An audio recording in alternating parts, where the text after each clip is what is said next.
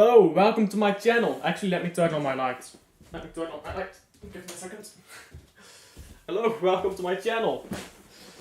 Yeah, give me a second to respond to chat. Because I am currently making a thumbnail. For the game. I thought that this game was at 3. I don't know why. I really need to look at my schedule. Because I'm like, okay, yeah, I'm doing a game at 3 PM. I look at my schedule. Oh wait, it's at 2 PM. Damn, I need to get started here. So I need to pay some better attention to my schedule sometimes. But yeah, I'm making a thumbnail right now, so don't mind me. But give me just a second to respond to the chat here. And let me turn on the game as well.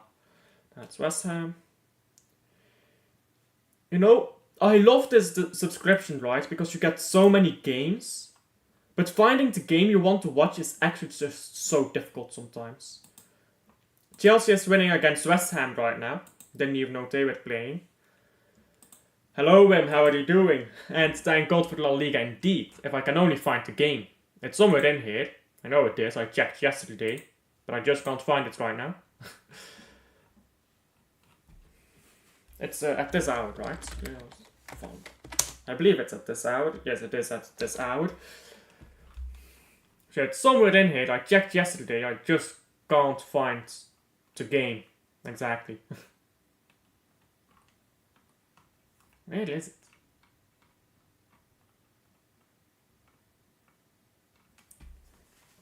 I mean, it's in here, right? That's those games. My god, finding these is sometimes way too difficult. Just a moment, I'm trying to find the game here in this list of 1001 games.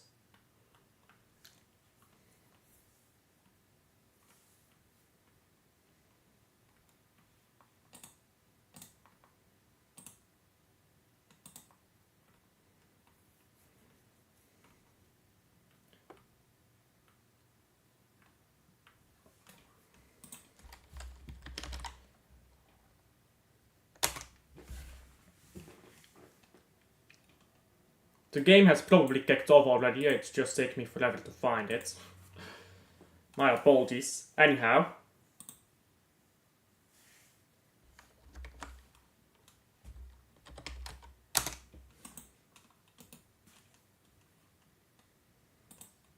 Oh, there we go, I found it.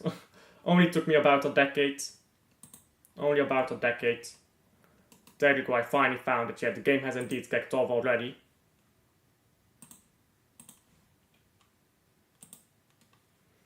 Let me get the timer out and then we're off. And predictions, Valladolid is a decent side, but they can't find a net, so Sociedad probably win by just a slight margin.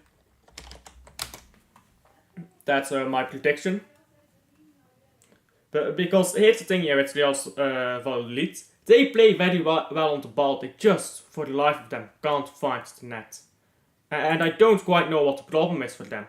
Is it a striker? Is it something in midfield? I'm not quite sure if I'm being honest.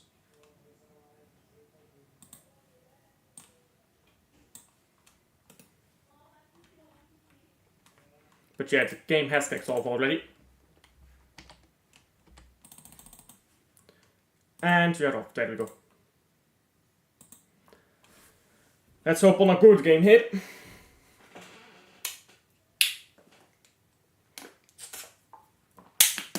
Looks like Valladolid has a free kick here. And while we do this game, give me a second to make a thumbnail for a different Watchalong that I should have made already. Free kick was poor. Now a goal kick for Real Sociedad. I believe it's Anderlecht at home. Wait, let me check this. Anderlecht at home against Charleroi, yes. So yeah, I'm making a logo, thumbnail right now for a different Watchalong. Just bear with me for a moment. There we go. And I'll schedule to watch along in after this one. I've done the thumbnail now. That's the most important one. There you go. On the left side. And now we can focus on the game. Perfect.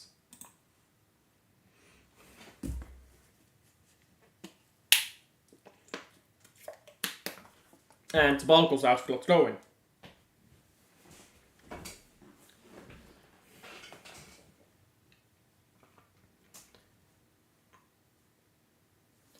Real Sociedad with the throw-in. They're playing in a brownish kit, not quite sure if I like it. Doesn't look very good, does it? It's an ugly color. It's an ugly color, not quite sure if I like it. Not quite sure how to replicate it on the screen here either. It's like a beige kind of color. Like kind of like this, but not really. Close enough. Close enough. Now ball on the right for Valladolid, they cross it in. It's a good cross and ball is still alive in the box. It's cleared now by Real Sociedad. Valladolid with another chance trying to shoot and now the ball is cleared. Yeah, see, Valladolid is a decent team. If they just knew how to score, they would be insane.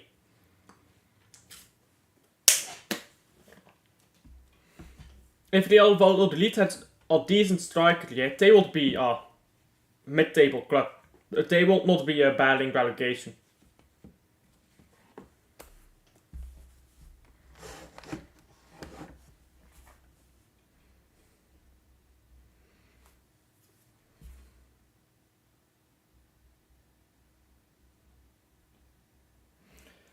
Now ball into midfield for Real Sociedad with Zubimendi. Zubi-Zubi-Doo. Don't ask the Liverpool fans about him.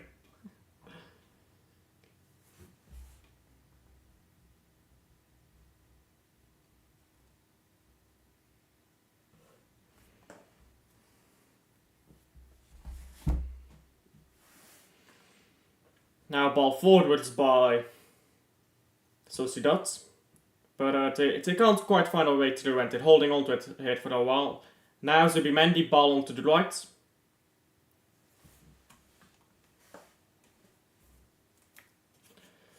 Sebeldia goes sideways to Agurt and Agurt goes backwards to his goalkeeper. I don't actually know who the goalkeeper is for Real Sociedad.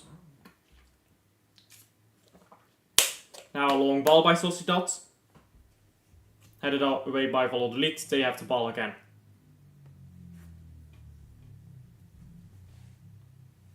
Perez now on the ball going backwards. They play better football than Premier League. Well, yeah, they are way clear of Premier League relegation clubs. Premier League relegation clubs do not come close at all. They play better football than Premier League mid-table clubs. They're a proper side, they just can't score for some reason. The same was true for Cadiz, by the way. Cadiz was also a decent side, they just got not fucking score for some reason. It was like they were allergic to scoring goals. But they were a decent side as well.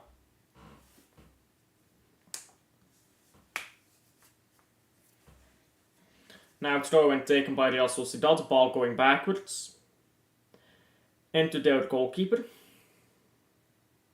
Valladolid pressing high up and the goalkeeper almost spells the ball. That is just what you call stupidity. That is not bravery, that is stupidity. Real Sociedad is lucky here to escape with the ball because... You know the idea of be brave, hold on to the ball? There is a difference between bravery and blatant stupidity. Real Sociedad was under no pressure there and the goalkeeper just holds onto the ball for 3, 4, 5 seconds while a player is charging at him trying to press. That is not bravery, that is stupidity. No matter how you put it, that is stupidity. Now a long ball by to the Valladolid goalkeeper. So she does win it back.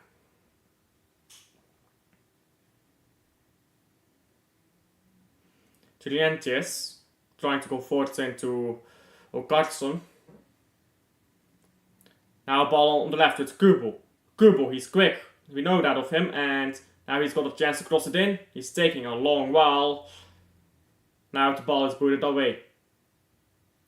And Real Sociedad have it back.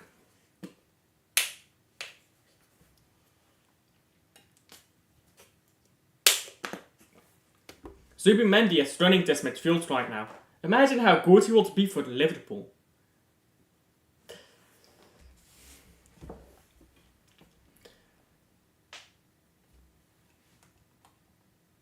Ball with Subeldia now, into our words. Gomez is free down the left. I forgot Gomez plays for Real Sociedad until I saw him on the pitch here. Gomez is down on the left, give him the ball. Come on, give Gomez the ball. Ah, you fucking dipshits. They're trying to go forward to Becker. Now the ball is on the right here with Zubimendi, I believe. No, that is Clientes who spills the ball, and now Real Valladolid are going forward quickly. Wow, this player is rapid. Where's this guy? Where's this guy? He is rapid. He is all alone though, and now he's got to go backwards. I don't know who that guy is, but damn, he is rapid.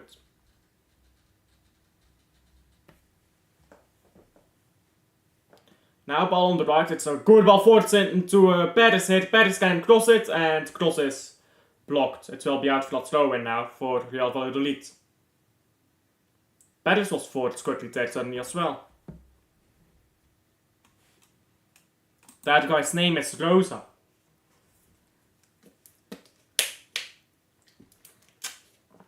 That number 22, yeah, he is rapid. He was just gone. He had the ball and he was gone. And cross in the box, it's a board cross. Now headed away, and Amala tried to win the ball back, and now Perez has won it back. He shoots from distance and it's straight at the goalkeeper.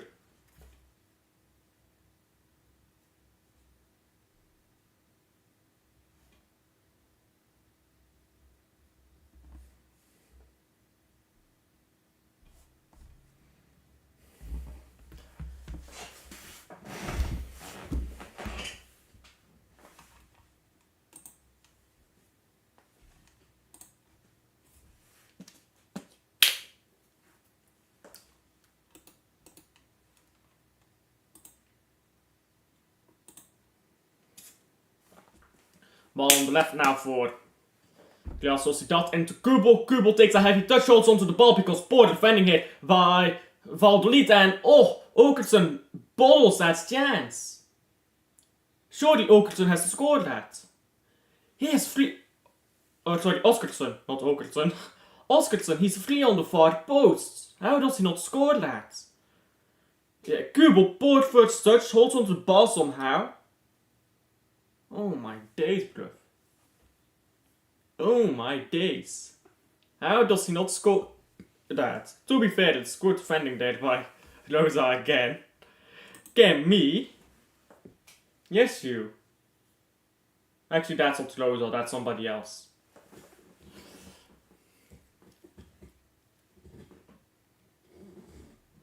Valladolid escape with one there.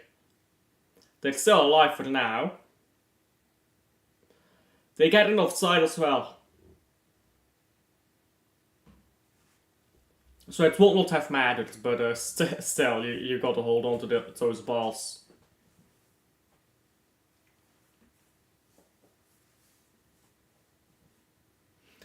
Now a long ball by Real Sociedad. Oh, sorry, Real Valladolid. Real Sociedad let it go straight through their midfield, and now ball is put out for a throw-in. I think they gave a handball there for Kubel. That's not really handball, but okay. Ball going backwards now for Valladolid into Ba. Yuma Ba. Now ball going way backwards again for Valladolid. But yeah, Real Valladolid have had most of the ball. They do this every game. They hold on to the ball, they go forwards well, and then for some reason they can't score. And somebody has gone down to the ground here. Somebody has gone down to the ground for Real Valladolid, and that's not a good sign. We're only 11 minutes into this game, and there's already somebody on the ground.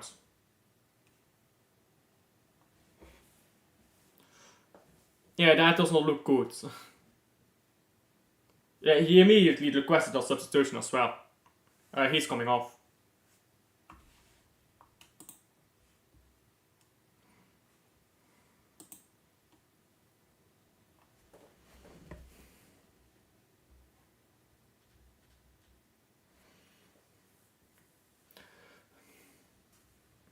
Oscar is coming off here for Real Valladolid, and I don't really know what they have on the bench to come on for him.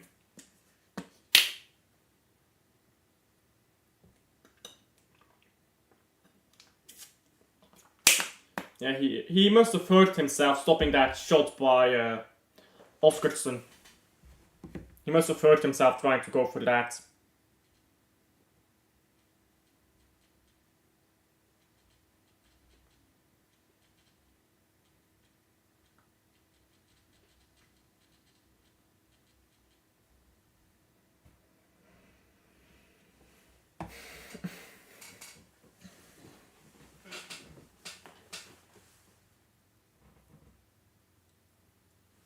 And it looks like they bring on Munoz. Because like N with like the little thingy over it, the like a swirly thingy over it, I believe is like Ni. Because like Niño. Right? I don't know Spanish, but I believe that is like Munoz, not Munoz. I believe. I could be wrong. But yes, Oscar comes off for Munoz.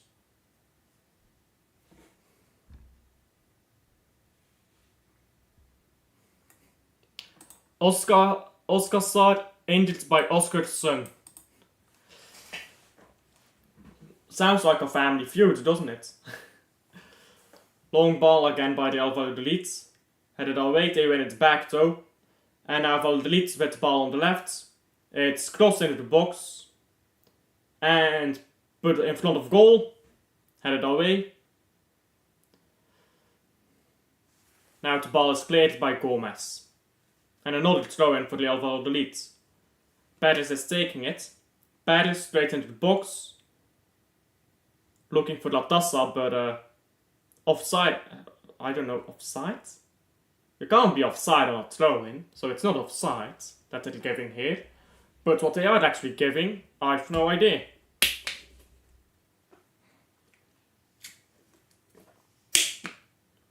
What are they stopping play for?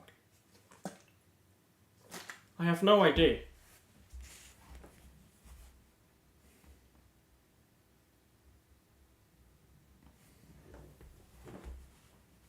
Now ball going backwards into the substitute, Munoz.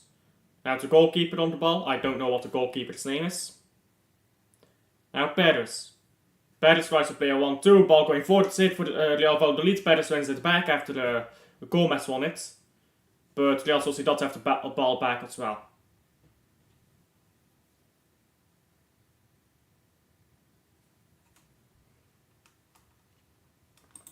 I think it was offside. You can't be offside on a throw-in. You can't be offside on a throw-in. If it's a throw-in, you are never offside. So it wasn't offside. I don't know what they stopped play for there, but it wasn't offside. Because you can't be offside on a throw-in.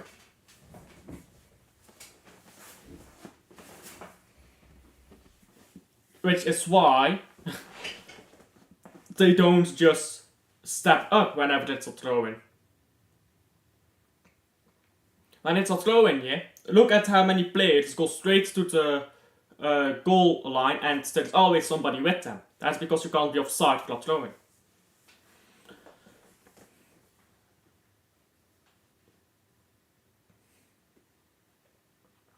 So yeah, it was definitely not offside. And if it was, that is just poor refereeing. And he should be fired, because if you don't know the rules of sport, you should not be a referee. But yeah, I don't know. I don't know what he stopped play for.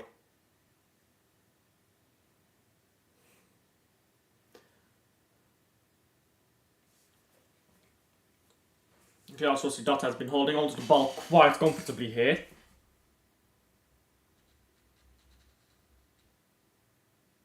Zubimendi now. Now ball onto the right. Into Kubo. Kubo, Oscarsson, Kubo again. Ball is a bit too far for him to cross it in. Now Kubo trying to hold on to the ball here at the touchline, but he loses it and it will even be a throw-in for Real Valladolid.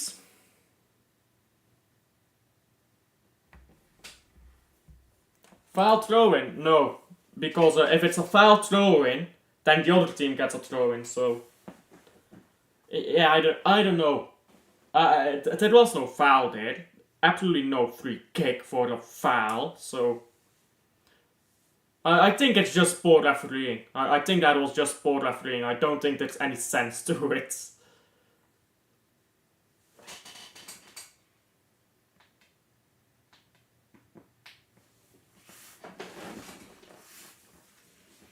And now the Valladolid trying to go forwards down the left here, and this striker is not onside.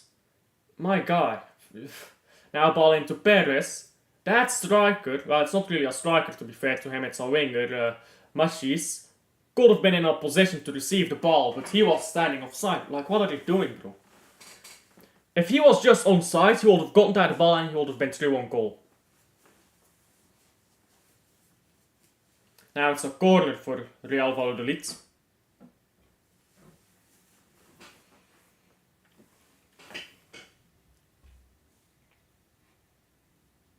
And Real Sociedad is struggling quite a bit here. Valladolid whip one in, and it's caught by the goalkeeper. Looks like a decent cross though. Maybe a little bit too little direction on it. That's a long ball by Real Sociedad, but the ball goes straight out for the throw-in. And now Valladolid with the ball again, on the throw-in.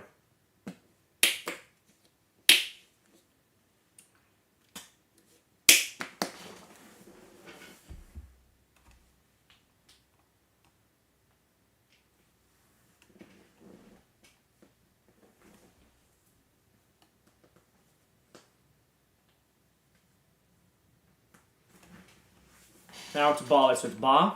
Ba going to Perez. And Perez backwards to Ba. And now all the way back to the goalkeeper. Juric. Ba again. Ba looking for Moro here on the left. It's a good ball actually. Moro now trying to step into midfield. And he's unmarked. Moro still. Moro shoots from distance and it goes over the bar.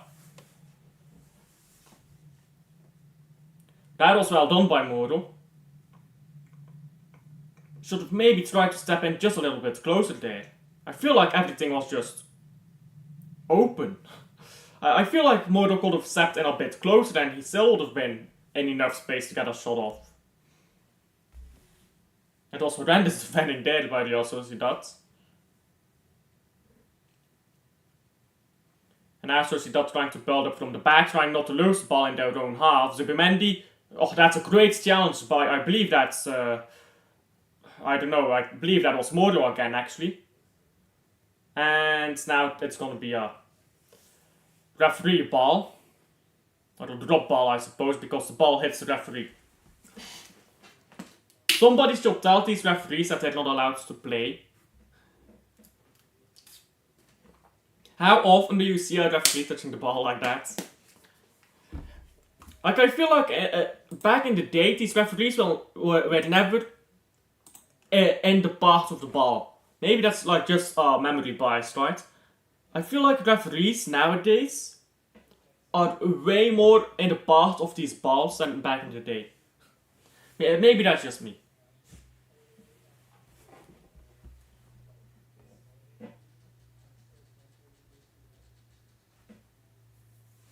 Free kick hit for Real Valladolid.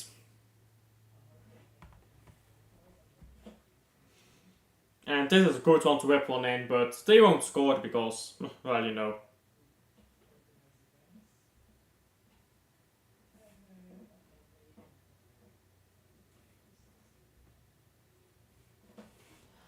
Nah, it always happens. Yeah, it always happens. It always happens, don't get me wrong, but... I feel like it's way more common nowadays. Maybe that's just me. Maybe I'm just crazy, yeah? Maybe I'm just crazy. Maybe that's a problem. Ball chipped in again by Valladolid. Ball goes all the way to Machis. Machis crosses one in and punched away.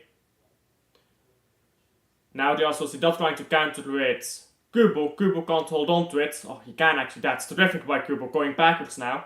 Real Sociedad still under a lot of pressure. Now they have Valladolid to make a foul. And it's going to be a free kick for Real Sociedad here. A chance to get some breath.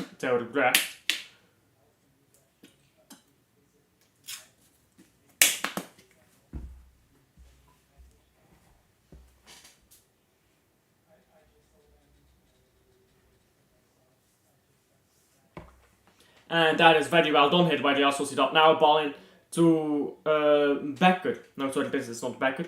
Now a ball onto the left with... That's a poor cross. That was a ball into the left with Gomez, but the cross was poor. Now Gomez trying to win the ball back up the pitch here with, against Machis. It's going to be a throw-in for Real Sociedad. What are they giving here? I think they're giving a free kick. Oh, that's a bit soft.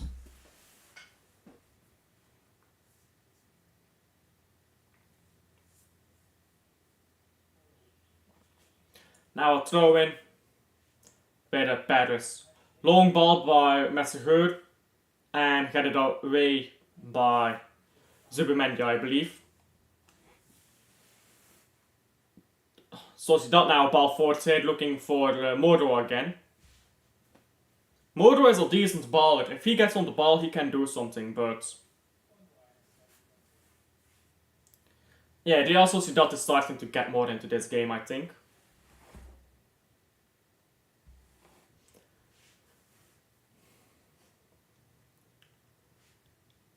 Trientes with the ball onto the left here, now a long ball. And looking for Oscarsson. He came close. Almost got a touch on that ball. I think the goalkeeper would have had it, so was a bit too close to the goalkeeper. Difficult to put directions on balls like that. No ball today. I mean, I always wait a bit before doing a poll, because then you get better traction, but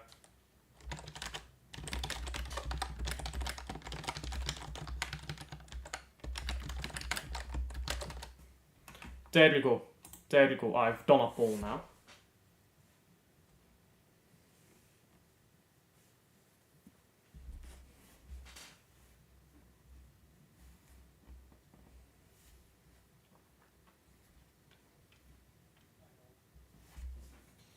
And now Kubel trying to counter hit for Real Sociedad. I think the ball went out of play. Yes. Throw in for Valladolid.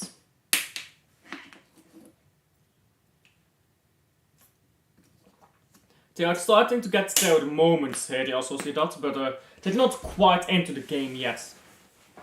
They can still do a bit better.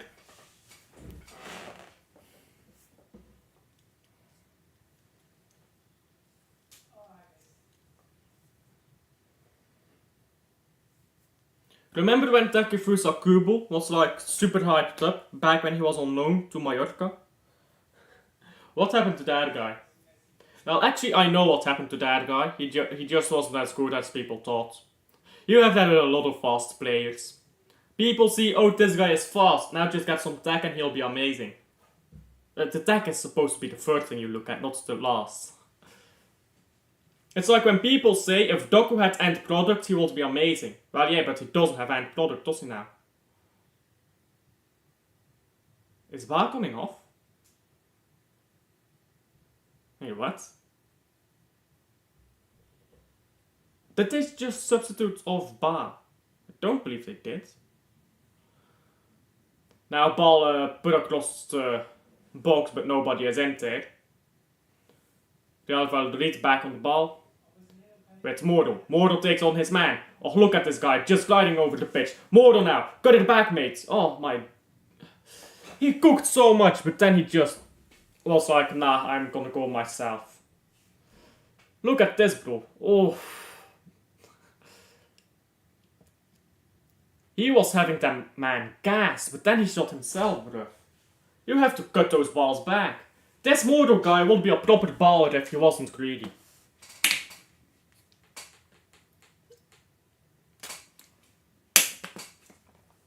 Okay, no, Ba was not substituted off, but he needed treatment for something.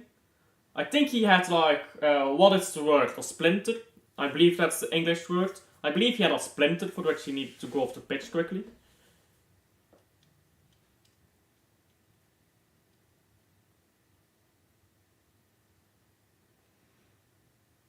Here Valladolid now with the corner. And it's swept in. Headed away by the Sociedad. Kubel now. Kubel tries to get the ball forwards, and it's, oh, how good ball forwards here, and Beckett is onto it. Beckett is going, and Beckett has to score this. Beckett 1-on-1, and doesn't score. That's great defending. Oh, that's great defending, but he has to score that. Oh, Beckett, you bottle job. Oh my days, that was a great ball by Kubel as well. Oh my days, Beckett, that's a chance. Oh, just takes too long. He tries to open up his body. He's just telling the entire world what he's doing and taking forever to actually pull it off. What is Beckett doing? Yeah, he has to score that. That is outrageous. He was telegraphing to the entire Real Valladolid defense what he was gonna do. He was like getting the ball forwards, opening up his body very slowly, and then trying to get his laces through it. Took him way too long.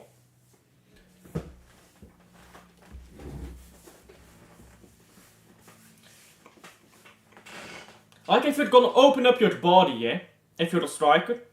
Now, I can't be too critical, because I did play as a striker and I made this exact same mistake so many times. But that's exactly why I can point it out, right?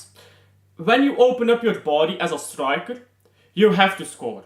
Because you are telegraphing to the goalkeeper, I am putting this ball straight with my... I'm going to take this ball with this foot, and it's going into this direction, depending on how you open up, of course. You're just telegraphing to the goalkeeper how you're going to shoot it. So if you open up your body, you always have to score, in my opinion. Now, I often did open up my body, and I played on like provincial level, and often the goalkeeper was like, oh, look at this idiot, he's just showing me where he's gonna shoot, and the goalkeeper will often cheat and get to the ball. So if you open up your body, you have to be way quicker than that as well.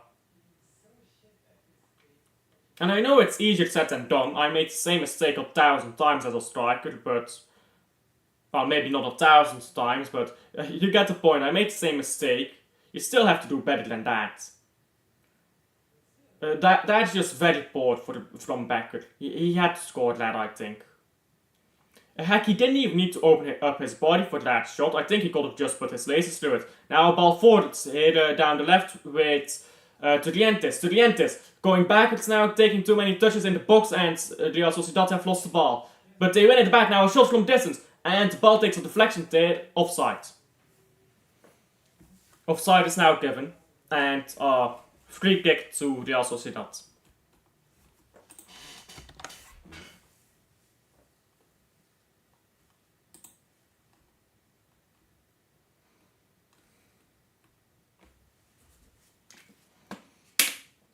Ba on the ball now. Paris tried to go forwards, but he's dispossessed by Trientes. Now it's throw in for Real Sociedad. And the ball is picked on here, but Latassa can't reach it. Now ball backwards into the goalkeeper from Real Sociedad. Long ball now by the goalkeeper. It's a poor ball. Gomez can't get there. It's going to be a throw in for Real Sociedad. Or sorry, Real Valladolid.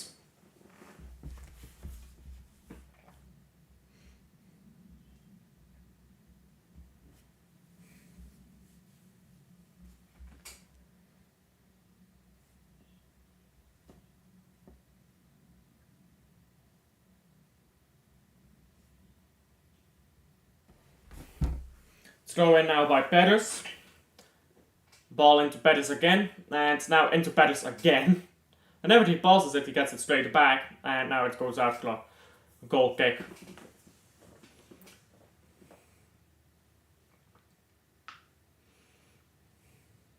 Mr. Hurd has not done too much yet this game. He's had a few passes and stuff, but he's not really done a lot so far.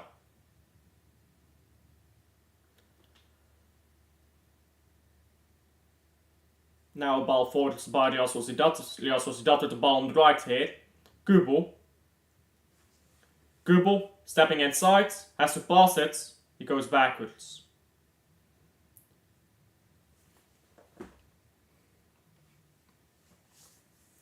Now ball with Gomez. Gomez goes sideways.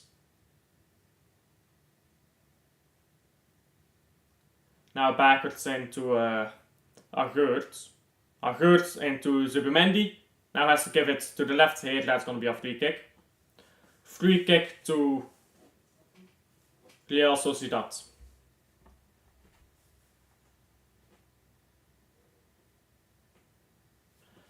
How has Gomez been so far? He's been alright. He's been alright.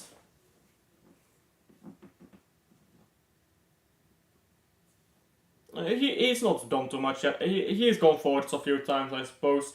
He's defended alright. He's just been alright. Nothing to really speak of, I suppose, but he's been fine. He's not been shambolic, I suppose. He's not been shambolic yet.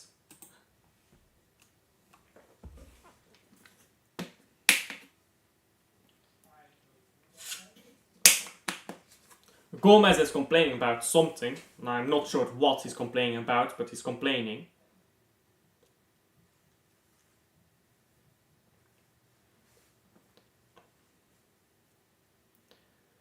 And now set piece whipped in by Real Sociedad is a good one, but Oscarsson is just too short to get his legs on that, I believe. Or sorry, no, that was Susic, not Oscarsson. It was a good set piece though. That is very close, you know. Have a bit of a taller striker on the far post and you probably score that. And now Real Valladolid just gave the ball away here to Real Sociedad. Susic tried to go forwards, he's brought down, it's a yellow card for the Juric. Yeah, Susic just got onto the ball way too easy there. Juric has to take the yellow card because otherwise Real Sociedad was gone. And another set piece here for Real Sociedad to whip in. This one is a bit further, I believe. It's also a bit more direct, so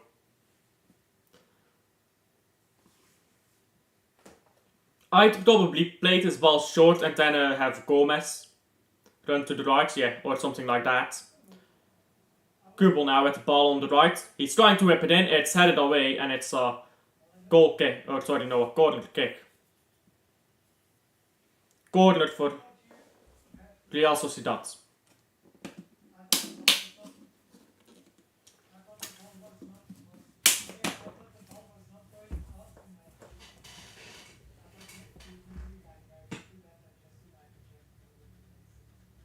And it's a good corner, headed on and headed away now by, I believe, Amala.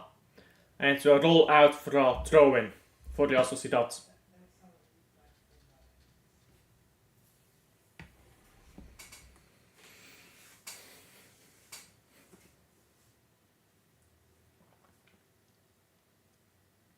Ball going back now. And into the right here with Aramburu.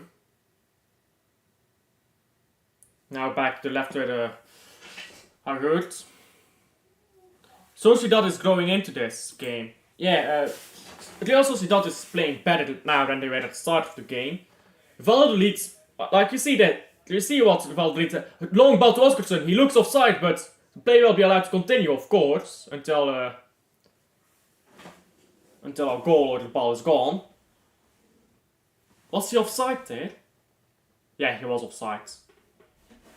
He was offside, so it doesn't matter that he squandered it, but he does squander it, that chance. Yeah, Sociedad is going into this, but this is the thing that Real Valladolid do all the time. They start strong, they don't score, they concede. That's all. That's just a tale of Real Valladolid.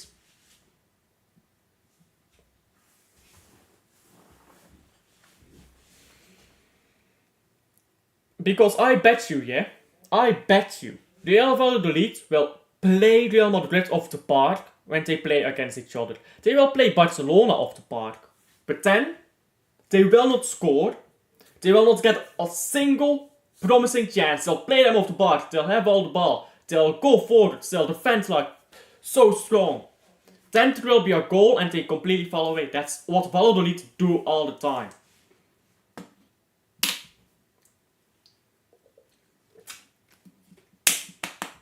Yeah, it's such a weird team and I really don't know where the problem lies. I don't think it's as simple as just get a goal scorer. Paris now, oh, this is such good play by Real Valladolid. Ball now on the left, going forward here, give it to Muro can't hold on to it. Ball going backwards now, whipped into the far post, and Paris gets it back across goal. Cleared away now. Ball on the left. Rosa has Moro with him. Moro is on the ball now. Moro back to Rosa. And Rosa tries to whip on him. Could have been better there.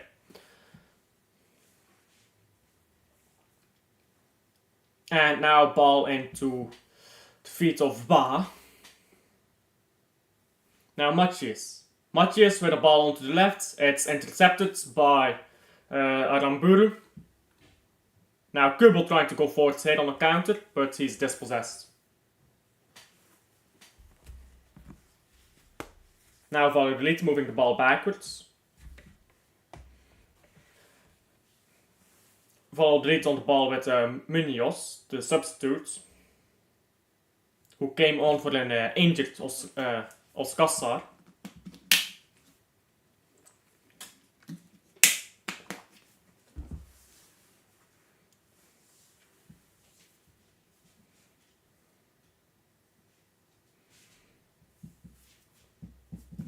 I feel like when Real Sociedad has the ball, the game is not as exciting. Because Real Sociedad just goes forwards a bit slower. And they're trying not to leave too much space in the back, I suppose, against Real Valladolid here. Who have already proven that they're well capable of profiting from that. Sociedad almost lost the ball there. Now ball onto the right, Kubel going forwards, it's a poor ball forwards. I think he was looking for the combination there with Sucic, but that was just poor passing. Now Real Sociedad make the same mistake, or sorry, Real Valladolid make the same mistake. And it's going to be a free kick for Real Sociedad. Another chance to whip one in maybe, if they want to go from very far. Would be very deep, but you can go for it.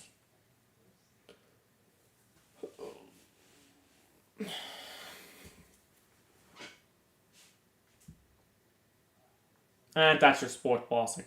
Ball goes out of play, yeah. That is just poor passing by Becker.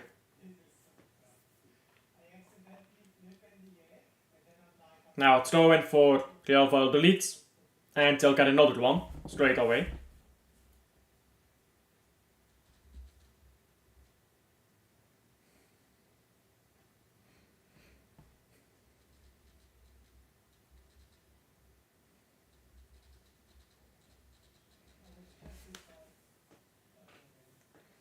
Real Sociedad back on the ball with Turrientes. Turrientes can't hold on to it.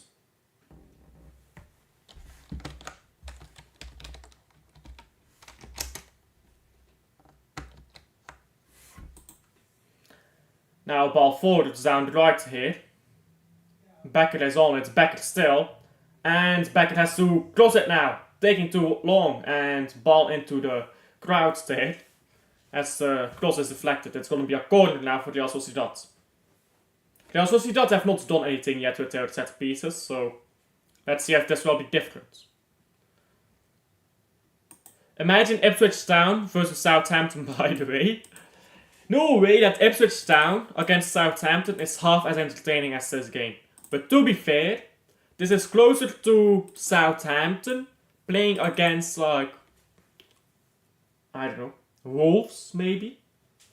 Maybe Wolves is a good comparison, I'm not quite sure.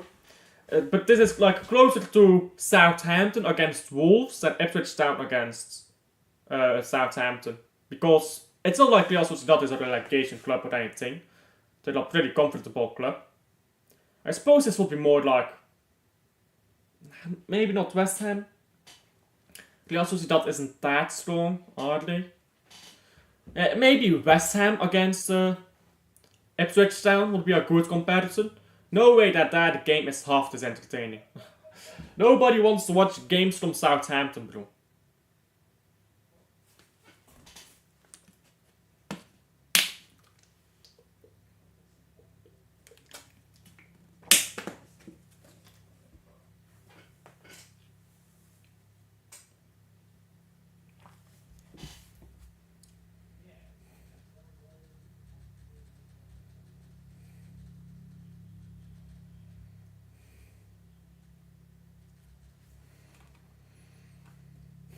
Zubaldi are now moving the ball backwards to his goalkeeper.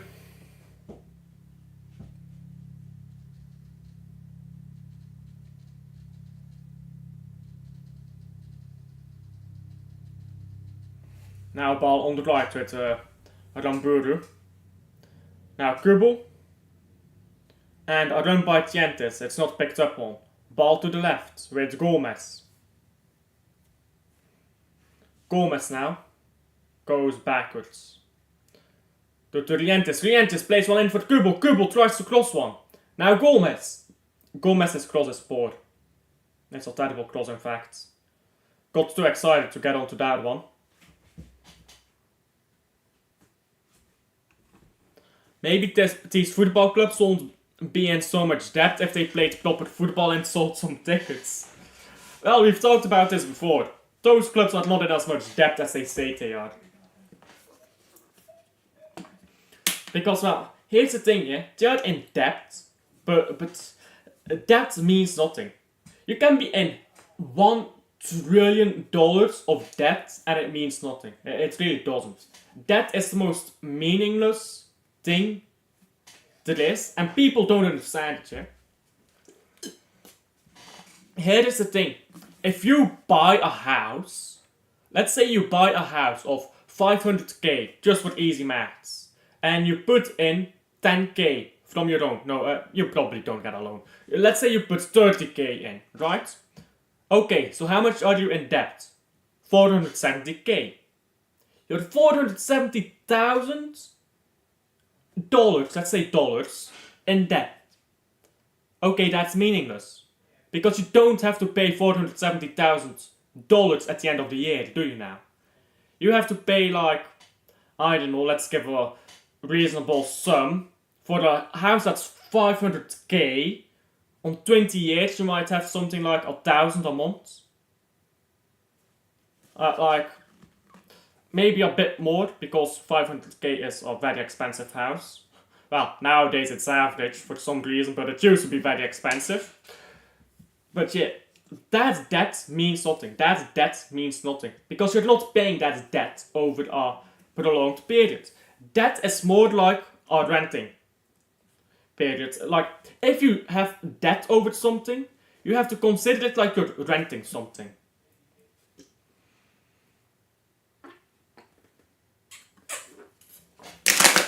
Because this is the thing that people need to understand. There are different types of debt. There's debt that is paid over a long period, and a debt that has to be paid within a certain period of time. So let's say, for example, you buy, well, you can also lease cars and stuff, so maybe that's not a great example, but let's say you are a company and you buy goods. Let's say you go to a manufacturer and you buy, let's say you're a retailer, right? You're a retailer. So you buy 1,000 kilograms of wheat. W-H-E-A-T. Not the other wheat. Wheat, like grain. So let's say you buy 1,000 kilograms of that, right? You have that debt, and then you get like the facts, and it's like, do you still use the word facts? I feel like I'm old. I'm revealing my age with that one. But then you get like the invoice. you have to pay that within 30 days, sometimes within 8 days, depending on specific agreements. Sometimes it's like end of the month plus 30 days, depends on your agreements, right? But usually, within 30 days, a good chance for the backer who doesn't score. It's a good save as well. But yeah, that is a debt you have to pay within 30 days. Okay, so let's say you're $3,000 dollars in debt now. You're now $3,000 in debt. Okay, great. Well, not great, you're in debt, but at the end of the month, or at the end of whatever the agreed period is, you pay that debt. That debt is gone. However, you also have debts like a house. If you buy a house for 20-year period, and let's say it's a 200k house, so every year you have to pay 100k, 10k for the house. You might be 200k in debt, but you're not actually paying 200k at the end of the year. So this is the way that they use statistics to lie, right? Like with Barcelona, they pretend Barcelona is so skint and they can't afford players because this or that. Barcelona can afford players. Because here's the thing, they don't have to pay their debts on the end of the year. They have their debts spaced out in a huge period of like, I believe it's like 15 years. That is a huge period for companies to space out their debt. So it's a very easy way to lie to people who don't understand how debt and stuff works. Because you can pretend, oh, the club is fucked up, we don't have any money, even though you have a bunch of money. These clubs have way more money than they make out, yeah? But you know why they pretend to have no money? Because then the fans don't blame the club for not spending. It's that simple, bro. The fans want to see their club spend money, to buy better players.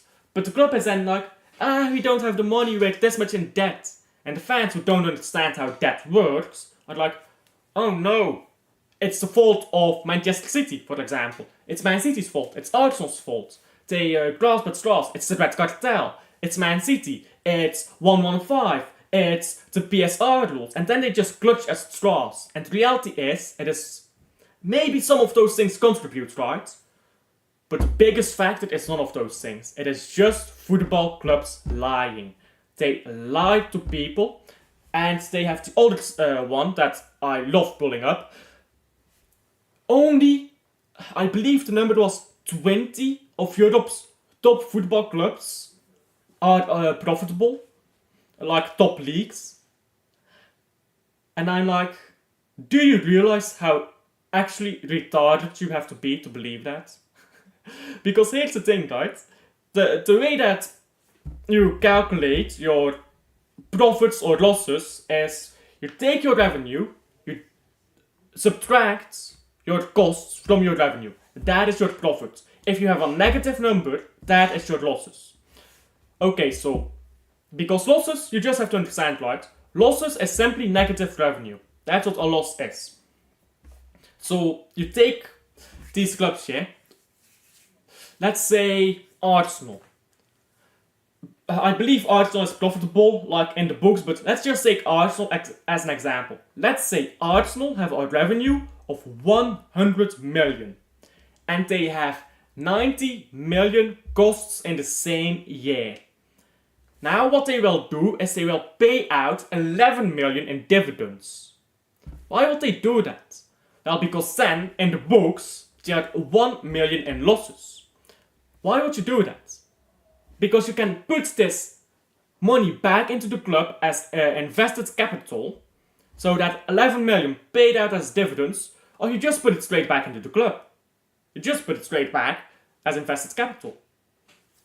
But then in the books it says you have drawn a loss. Why would they do that? One, tax breaks. You don't pay taxes on revenue, you pay taxes on profits. So if you pay out all the profit as a dividend, you don't pay taxes. But two, when fans look at their club, they see, oh, this club is not turning a profit. we can't spend money, it's the fault of the Premier League, it's the fault of the Red Cartel, it's the fault of this, that. And they blame everyone except their ownership. It's just manipulation, they're manipulating you. That is what they do. And it's fucking disgusting as a tactic, but it works a lot. It works so well, and you see that it works by the amount of football fans that actually believe that Barcelona is skint on money. Like, sorry, if you know finances, they are not skint on money. You can't do what Barcelona does if you have no money. They might be in a lot of debt, but they don't. But they have enough money to pay off those debts. So, it's not like they're in trouble financially, like they make it out to be. They probably are tight financially. They can't spend as much as they would like to, but they're not in financial trouble.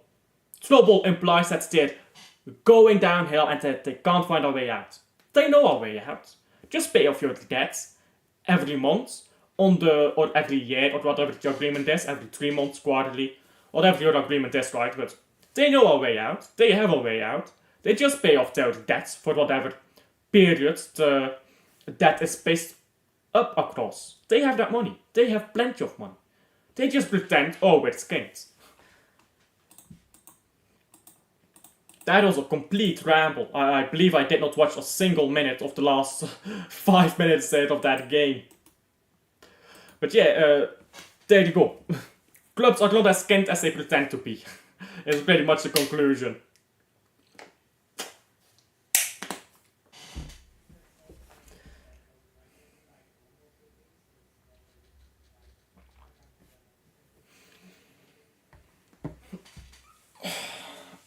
My back hurts. But yeah, as far as the first half goes here, this has been decent. It looks like Oscars are coming off. It's not been too big of a loss for Real Sociedad.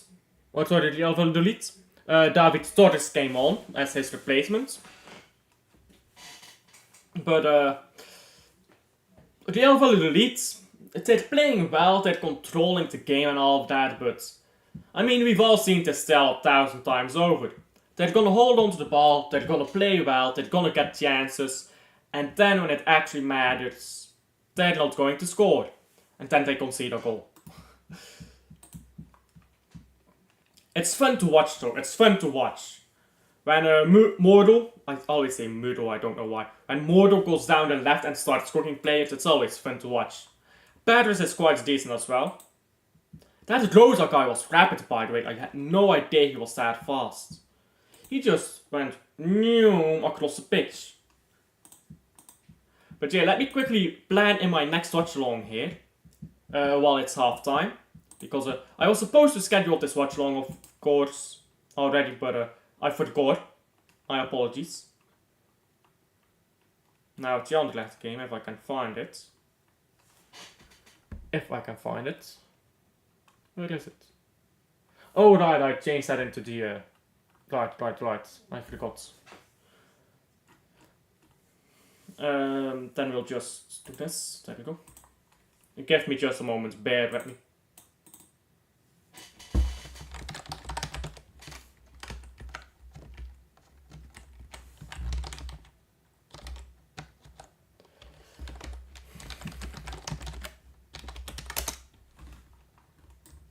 There we go. The game we are gonna watch tonight is Anderlecht against Charleroi. And that game is about as boring as you can imagine. Sociedad is a very boring team to watch, which is why I haven't watched them yet this year. I try to avoid them when I can. But sometimes when you're watching the big games, you have to watch them, I suppose.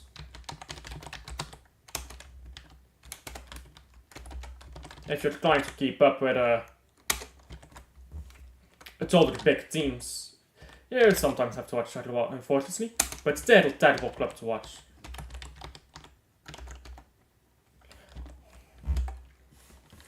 Let's hope that they play decently for once, but I won't bet on it. They tend to play terribly slow and boring football. Let's open this. Where is it? There we go. And let's plan in this watch along, and then I can focus on this one again. 8:45 PM I believe is the game. Let me look it up.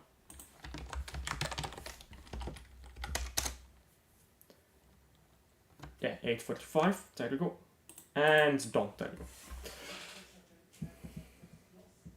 How many minutes of stoppage time was that, by the way? I believe 2 or 3 minutes. Oh no, I'm accidentally starting the stream, aren't I? I didn't mean to start that stream. I hope I didn't accidentally start it. If I did, my apologies.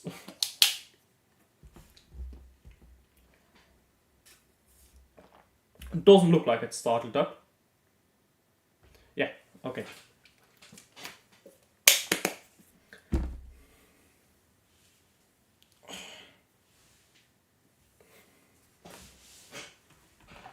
But yeah, so far, good first half. Real Sociedad is the one who has to fix something up here. Becker had 2 chances. The header, okay, it was a good save by the goalkeeper. The chance where he was through on goal, he should probably scored, lads. Oscarsson hasn't really been involved in the game. He's not been bored, he's just been uninvolved. Kubel has been decent, I suppose. Gomez, a few decent crosses and a few poor crosses, but... And, well, decent defending, but otherwise pretty unremarkable. Zubimendi hasn't done a lot. Let me look up what this goalkeeper is called, by the way, from Real Sociedad. Real Sociedad goalkeeper. Alejandro Alex Romero Gargalo. Okay, so which one of those do I call him? Romero Gargalo. That's his name apparently, Romero Gargalo. I don't know if that's a correct pronunciation.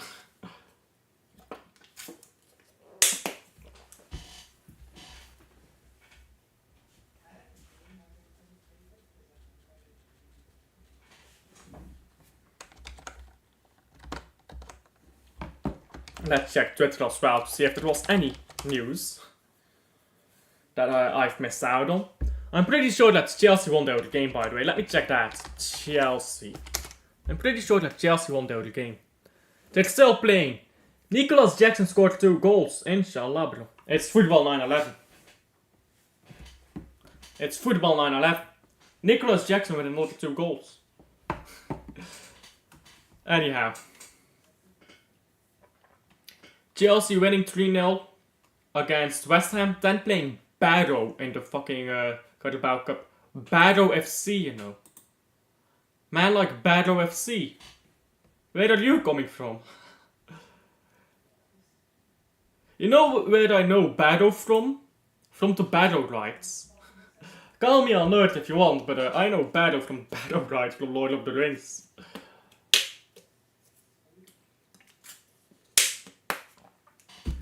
They are playing man like Barrow AFC. I have never even heard of this team. What league do they play in? They play in League 2, damn. They are third in League 2 as well. How many games have there been played in League 2? 6 games already. Gillingham is up there as well. I'm pretty... What is the club again that is owned by the, like, rich dudes? What is that club again? Wrexham. Yeah, where do Wrexham play? Wrexham. They play in League 1 and they're top of League 1 actually. After 6 games played.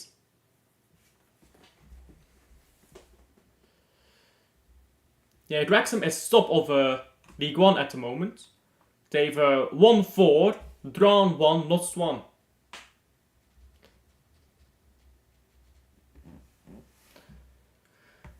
Yeah, does Ben Foster still play there? I don't believe he does actually. Let's check the games. Yeah, Wrexham about to play against Wolves under 21s in the Papa John's Trophy, which is a sponsored pizza trophy, I suppose. They beat Salford 2-1 in the group stage. They have a group stage in the trophy? Damn. It's still the equivalent of the Champions League, I suppose. Yeah. Wrexham doing 3-0 over Shrewsbury, you know? Shrewsbury. Okonkwo is the goalkeeper apparently. They have men like Lee. They have fucking Palmer. They have Palmer. No way. Wrexham playing with Palmer. Don't you think that's cheating? American FC, you know. American FC. That Bowley must have done the American FC favor here by loading out Palmer. Look it up. Palmer plays for Wrexham. Ollie Palmer. Elliot Lee. We have found Lee Gunnard, brother. We have found Lee Gunnard. Lee Gunnard playing with his... oh my days, it is too good. Lee Gunnard playing with his son, you know. Anyhow, let's watch the second half of this game. Because we're waffling now, I'm pretty sure the second half has already kicked off.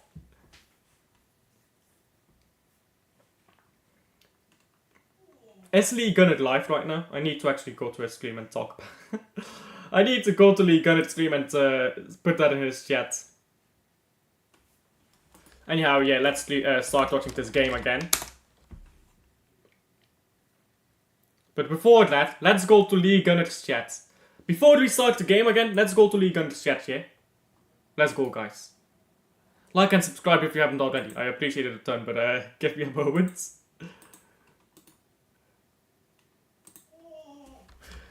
Lee Gunnard, is he live right now? Ah, he isn't live.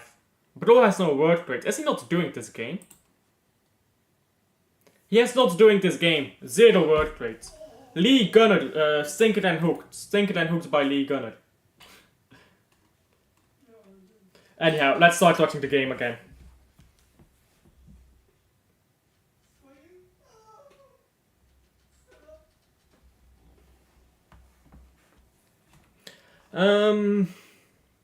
Get me Reddit. I need to save this screenshot. I need to save this screenshot. Excuse the background noise, that is my retarded brother. Don't know if you can hear that.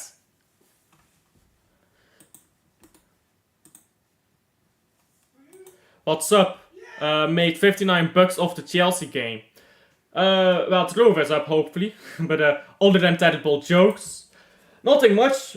We've watched a decent game so far. The second half is probably already kicked off. But I'm waffling around with the chat right now. Let me open this game up. I'm saving a screenshot for later.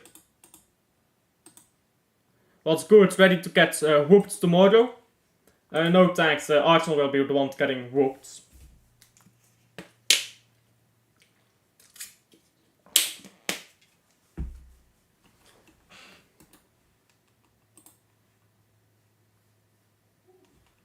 And yeah, the game has already kicked off again. Where is my timer? There we go. The ball is with Moro. Moro going backwards.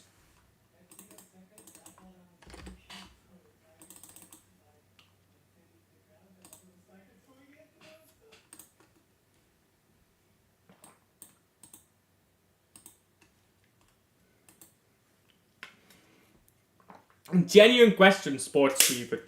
Where is that confidence coming from when Arsenal has not won a trophy in 5 years? Like, I'm not even trying to take the piss. It's a genuine question.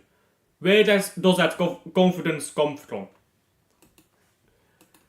Because at some point you have to start questioning whether your players and your manager are actually up for the task. I was questioning that when Club Brugge didn't win a trophy in like 6 months. I was like, these guys ain't good enough. And we had won a trophy 6 months ago. I genuinely want to know where that confidence is coming from.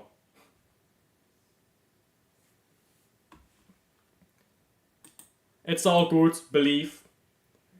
I don't think that believing is a good thing exactly. I don't think that football clubs inherently deserve your trust. That's just not the culture I grew up in, I suppose. And with Club Brugge we had sack managers left and right. And then we got the right manager to do the job and we won a trophy. What was your first Man City title? Like the first one that I saw? Or the first video I made? I started watching Man City in 2007, if that's your question. I watched the Sven Eriksson year, but I was like way too young to really understand the significance of beating Man United twice a year. So the first title I suppose is the FA Cup in 2011, if that counts. So I suppose the 2011 FA Cup, if that counts. Otherwise, it's the 2012 Premier League.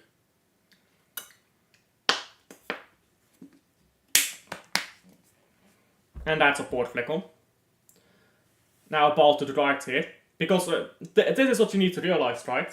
In my maybe not lifetime, but in my experience watching football, I have only seen Arsenal win 4 trophies, and that is 4 FA Cups. I've never seen Arsenal win a league title.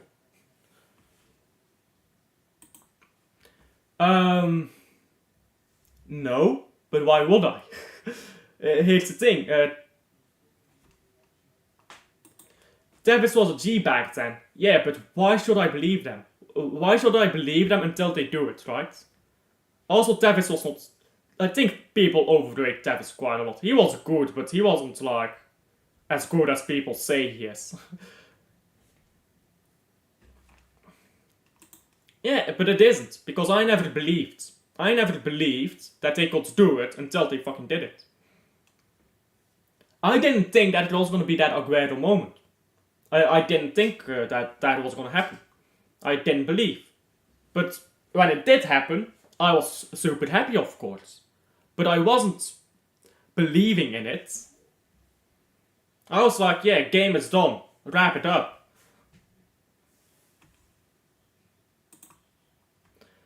That was the big reason you got back into it. Maybe. I feel like Davis was good, don't get me wrong, but... just don't think he's a... No, that is not what being a fan is about. Because here is the thing, yeah? I grew up, my mom's family is from Salford. I was born in Brugge. I picked my 2 teams, because my favourite colour as a child is blue. So I grew up as a Man City fan, and as a Club Brugge fan. Completely different situations, right? Man City, small club when I first started watching the team. So Man City was a small club back then. And meanwhile, Club Brugge was the second biggest club in the country. So completely different experiences. With Manchester City, I never cared if we won or lost. Because that was never my expectation of Manchester City. But I also never had to believe that we would win a title back then. And a chance now for... Oh, that's poor. That's poor by the Valladolid. That was a chance there for the substitutes. Oh, sorry, no, La Tassa. They have to work that around better. But I never had any belief in Man City. Similarly, Club Brugge, which I always grew up expecting to win trophies. I watched Club Brugge win the Belgian Cup. And then I watched us win nothing for 8 years. But I watched us win the Belgian Cup when I was very young. And I had the expectation we win trophies. But I didn't necessarily believe. Because when I watched us go down, yeah, I knew we were fucked. I remembered watching Kevin De Bruyne score a hat-trick against us to take the league title away. Where would my faith have done anything then? When Kevin De Bruyne did that, yeah, I was like, sack the manager, fuck this entire club, I hope all of these players go away. Because the fact is, we were in charge of the title race, De Bruyne scored a hat-trick on us, and it wasn't like De Bruyne was just outstanding. We just allowed De Bruyne to do way too much, and Henk wins the title. And Club Brugge did that a few times in that 8-year period where we won nothing. So no, I've never had faith, and that's not what being a fan is about. Being a fan is about loving something. That's what being a fan is. It's not about having faith in something, it's about loving something. You love Arsenal, that doesn't mean you have faith in Arsenal.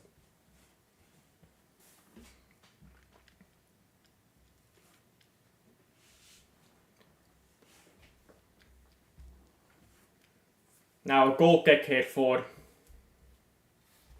Real Sociedad. I forgot the name of this Real Sociedad goalkeeper again, by the way. I looked it up at halftime, I forgot his name again. Somebody in chat tell me what his name is.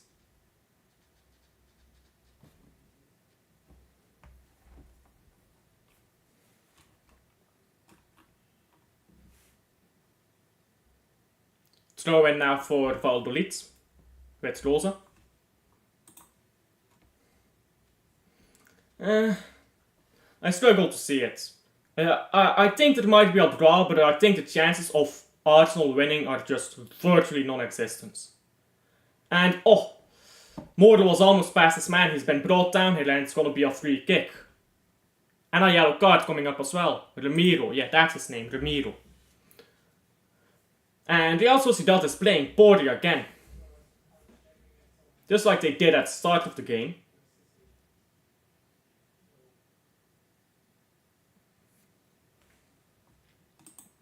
Yeah, I get that, but that hope doesn't win you trophies, does it now?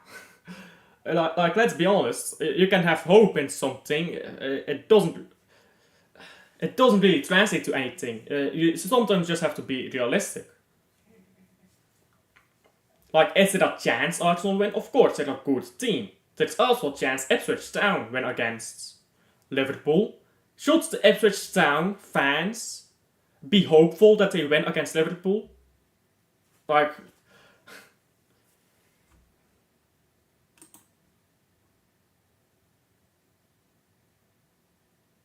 hope is like, it might happen if it does well be so ecstatic.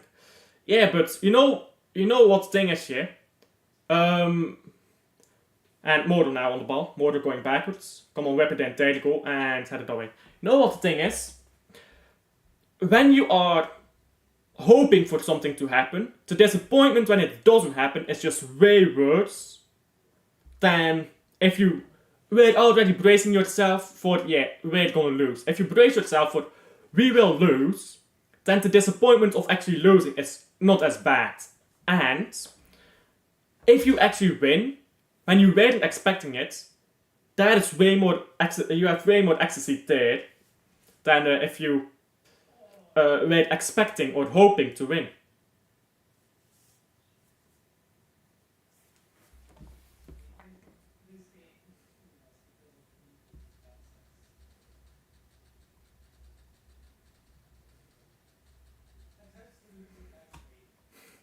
Yeah, but I never had hope. Here's the thing, yeah?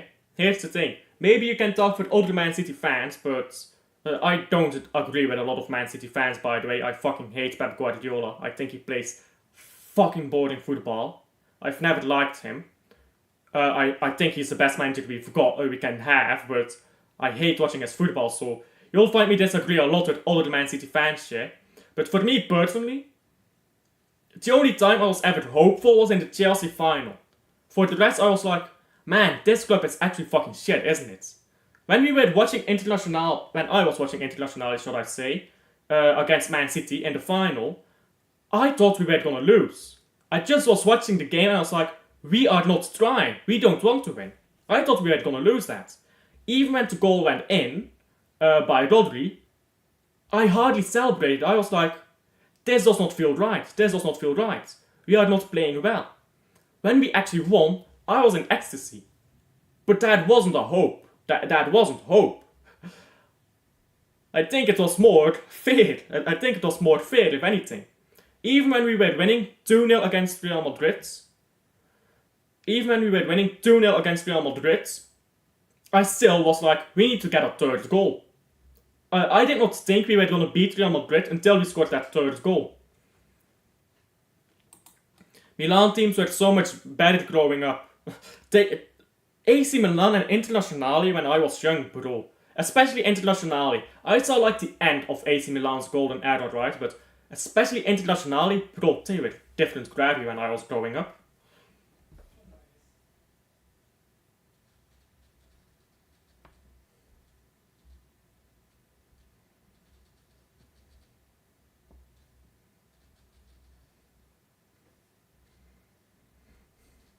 And now Real Sociedad going up on the left here. Forward ball by Real Sociedad and cutting into the box. Got it back. There you go. Oh, just across the goal. That's the best Real Sociedad has done so far in the second half. And now it's going to be a throw-in for Real Valladolid in their own half. That was well done, though. Very well done.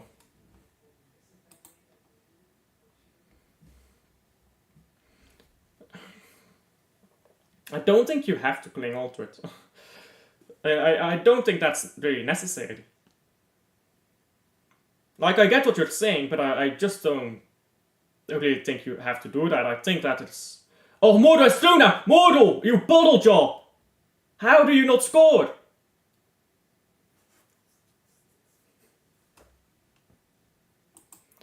Yeah, but that's why we hate as Man United fans when they were winning trophies, but if it does happen, you will be celebrating unapologetically, I know. But what if it doesn't? That's the question I'm asking. What if it doesn't? Like, realistically, no bias with anything. What do you think the chances are of Arsenal actually winning at the Etihad? Like, realistically, your honest opinion, what do you think?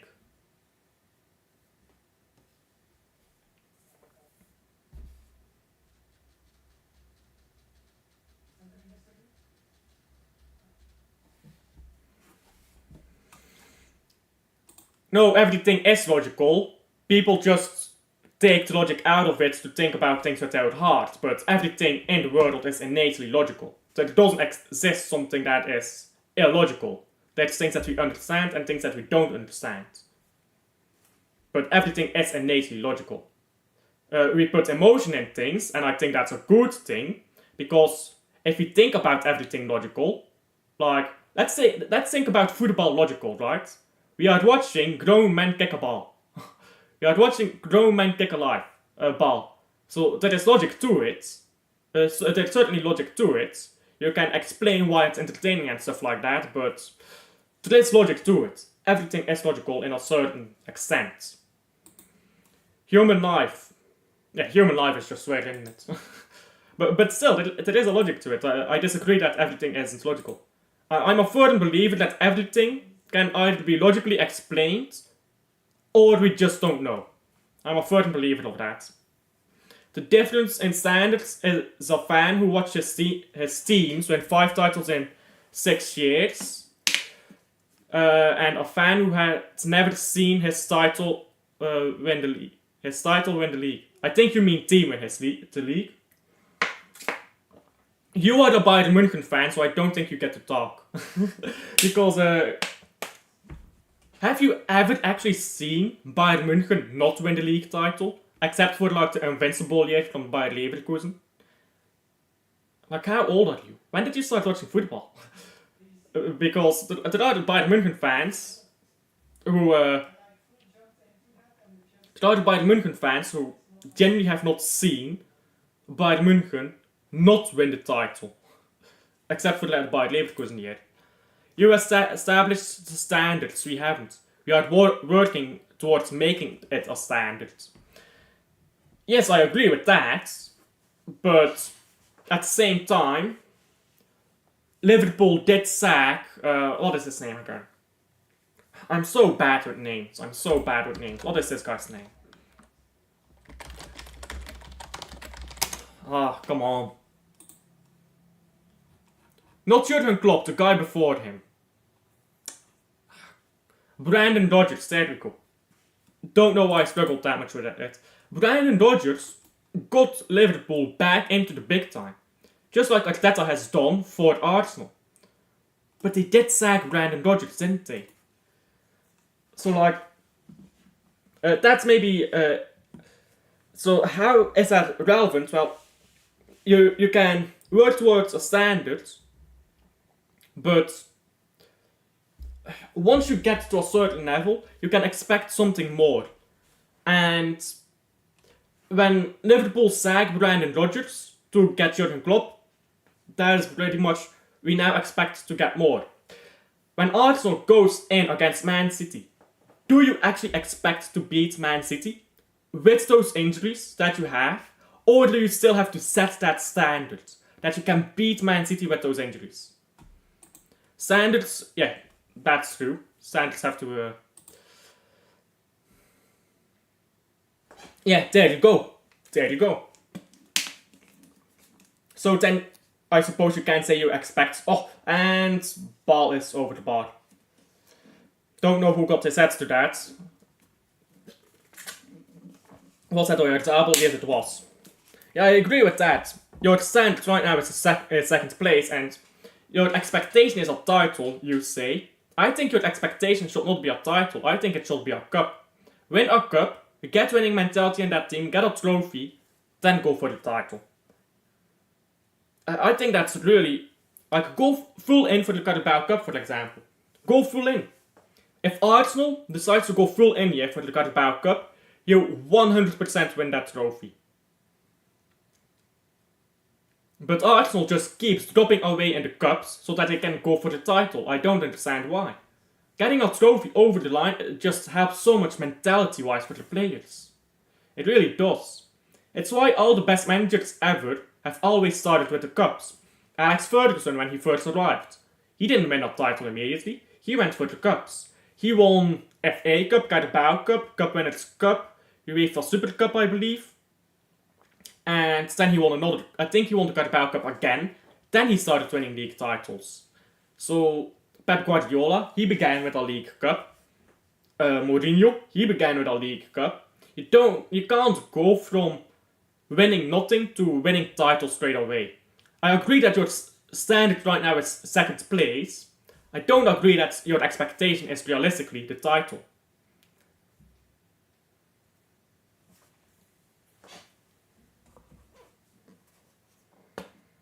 Is this guy only wearing one shin pad?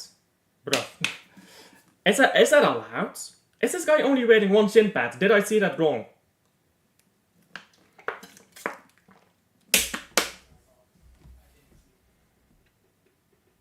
I must have seen that wrong, right? He's only wearing one shin pad.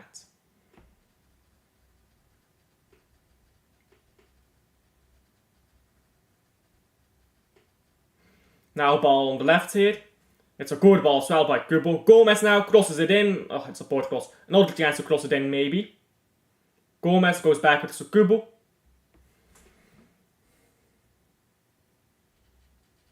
And now Sociedad is going backwards again.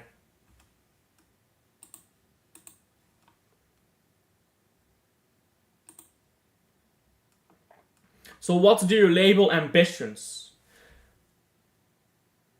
I'm not quite sure what you mean with that question. I'm not quite sure. Could you explain that, please? Because I'm not quite sure what you mean with that. Champions League is not the standard of any club except Real Madrid. I think Champions League only becomes the standard when you do it 3 times in a row. Internationale have done that. Bayern München have done that, I believe. There's another club as well, and Real Madrid have obviously done it 5 times in a row. But that's so many years ago. But yeah, I don't think that Champions League is standard for any club except for Real Madrid right now. And maybe that can become the expectation for Man City. And that might be ambition. But then we need to have a bigger squad size, in my opinion. Then again, we do have a big squad this season, so maybe. Man City standard is Premier League.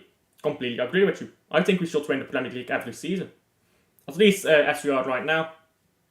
And now whipped in, headed away, and now ball on... And, oh, that's offside, Yeah, a goal, but it's offside. Goal by Oyarzabal there, he's offside, so it won't count.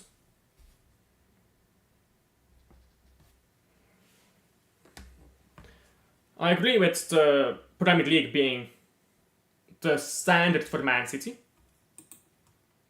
Modern footballers will wear no protection and then complain about too many. That's completely unrelated to Sociedad. We're not having this conversation again. We're not gonna have this conversation again.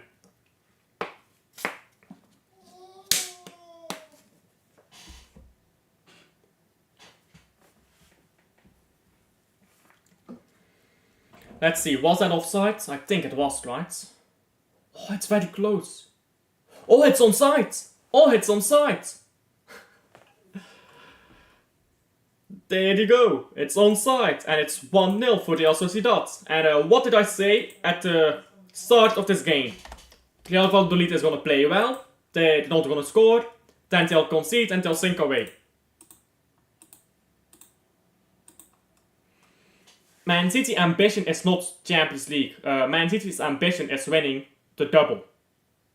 Like, winning, or well, maybe not the double, but like Premier League plus another trophy. Okay, nobody has replicated the treble.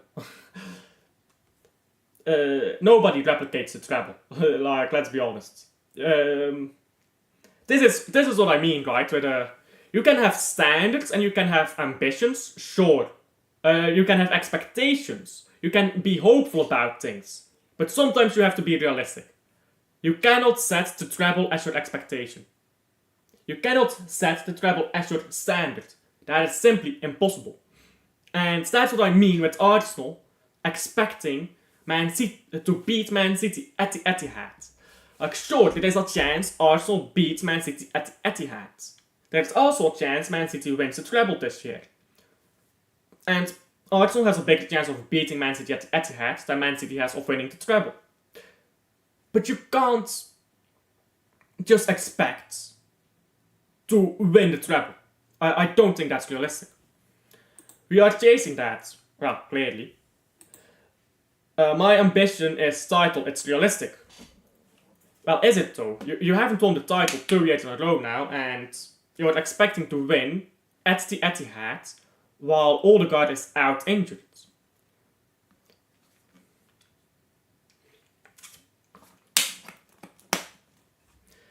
Manchester City has not lost a single game at the Etihad since 2022.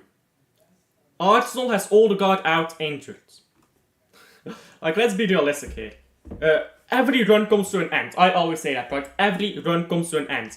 Chelsea's run of like, what? I believe 4 years not being beaten at the Stamford Bridge. I believe it's like 4 years. That came to an end, of course.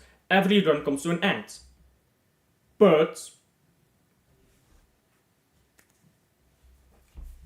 even though every run comes to an end, is Arsenal going to bring that run to an end?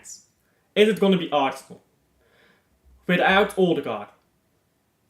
Without Moreno to back him up. Without Calafiori. Like, maybe Calafiori is not that important, but let's be honest. The downgrade is Jurgen Timber. I'm pretty sure Tomiyasu is still injured. Same thing you could have said about Champions League. Okay, it was offside actually on the goal. Oh, that's poor luck. 0-0. I wasn't paying attention to the game because I was talking to you. But yeah, it was offside on the goal. Same thing could have said about Champions League. And people did say it. And people did say it until we won it. And I don't think that there was any reason to be hopeful as a Man City fan that you will win the Champions League when you haven't done it yet. People did say it. And then we won it. Ball to the left now. Breaking barriers can happen. You guys did it. I mean, yeah. Breaking barriers can happen. But when you break barriers... And that's a poor pass by the Sociedad goalkeeper. Valladolid now on the ball. When you break barriers... It means that you're at a certain level. Now the Sociedad going forward here. The backer, poor touch. Ball safely back to the Valladolid goalkeeper who plays it long. When you break barriers, you have a certain quality of players. You have a certain quality of bench players. Arsenal just does not have that. Especially with Odegaard out injured. I think that going for the cup is a way wiser decision for Arsenal right now. Just win a cup, convince people that you can win trophies. Because that's really what Arsenal has to do. They have to convince players, their own players too, that they can win trophies.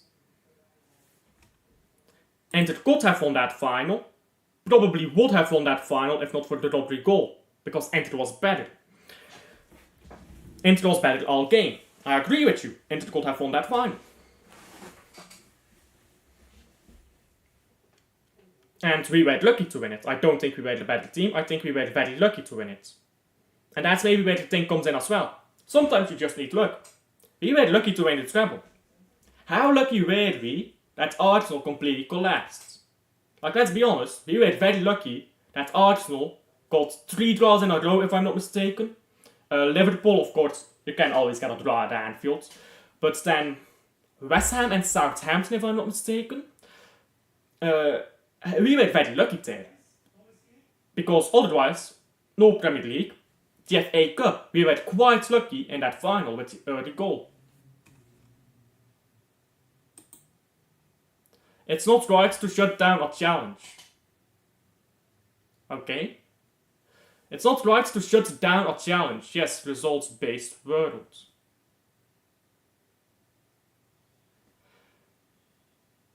No, again, I'm not quite sure what you mean by that.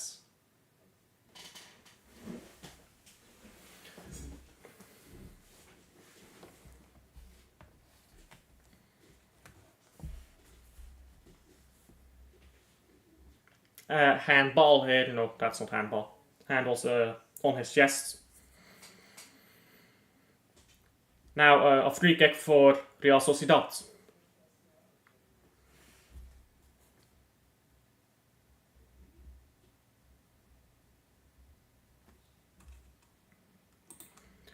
We gotta wait a whole year for results.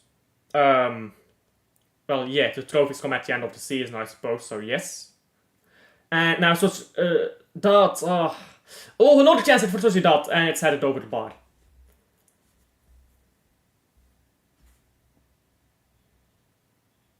Give me a moment, I got the DM'd on Discord. There you go. Yeah, I suppose we have to wait a whole year, because then the trophies get taken out, but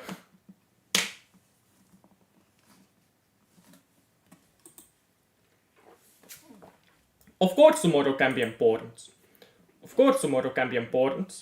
Every game in the Premier League is important, and here's the thing, right? People put way too much pressure on the business end of the season, because if you perform well at the early part of the season and are like 10 points clear, you can be terrible in the second half of the season as well, because remember Liverpool. When Liverpool won the Premier League, they were fucking shit in that final, I want to say, month. They were terrible. They were absolutely terrible.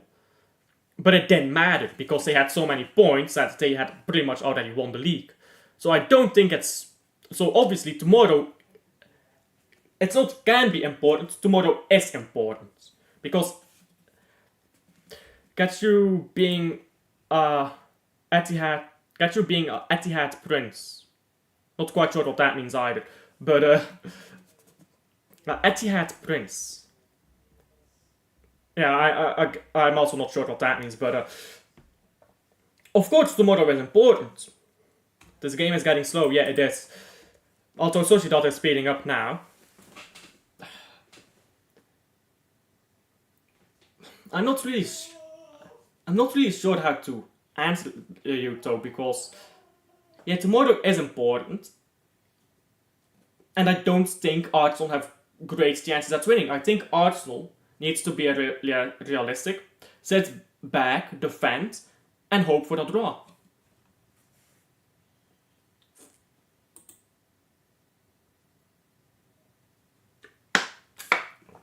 Yeah, you're a Man City Prince. Yeah, but I don't know what that means. I actually don't know what that means. Does that mean does that mean I really believe in Man City, or I'm not sure what that means.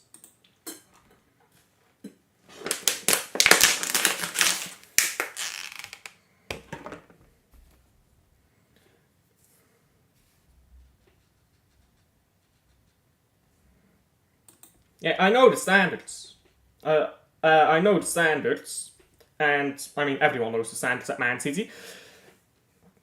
But the standards is we have to win, and I suppose Arsenal can say we expect to win these games as well. But without Odegaard, again, I just struggle to believe it for Arsenal. You rep your club like a prince. Yeah, but that's only because we've done it.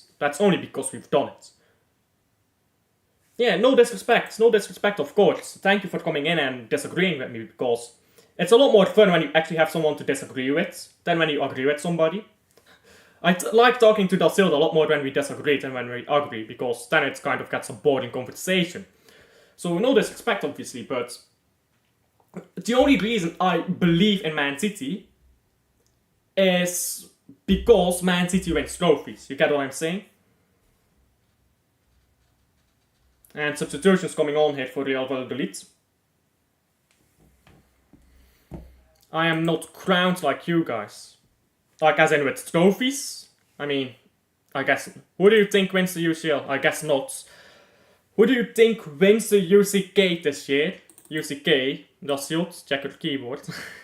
Who do you think wins the Champions League this year? Probably Real Madrid. A lot of people are talking down to Real Madrid, but then in the second half of the season, they'll kick off and they'll win it anyways. So probably Real Madrid, if I'm being honest. And that's going to be our goal kick now for Valladolid. I think it's between Real Madrid and Man City. So I do look at Bayern München right now. If Real Madrid goes out early, then I think Man City wins it, probably. Because I just don't see any other team right now. Maybe Bayern München. I don't think that Internazionale is going to go... I think Internazionale overperformed when they reached the Champions League final. And I don't think they'll do that again. Too early to predict. I mean... Yes, everything is too early to predict in my opinion. At the start of the season. You can't predict anything at the start of the season, really. Like, nobody could predict that Leicester would win the Premier League, for example. Maybe that benefits your argument more than my own. But yeah, it's obviously too early to predict. But just with what we know so far, it's probably going to be Real Madrid. Because I just have a feeling that Real Madrid, once they click into gear, they're going to take off and just keep winning. Top 8 is going to be a war, yeah. Let's check actually in Champions League. Champions League. Let's check this table right now. Table. So far, the Bayern München obviously on top because of their wins. But yeah, you have Bayern München, Leverkusen, Aston Villa, Dortmund, Liverpool, Juventus, Real Madrid. Then you have Man City, Arsenal, PSG, Inter. We're looking at like Atletico Madrid, Barcelona. We're looking at like maybe 11, 12 teams that might realistically expect to get that top 8. So like 11, 12 teams trying to get that top 8. PSG, I think PSG is in for a very poor year. I think we're gonna see just how much PSG miss Mbappé this year.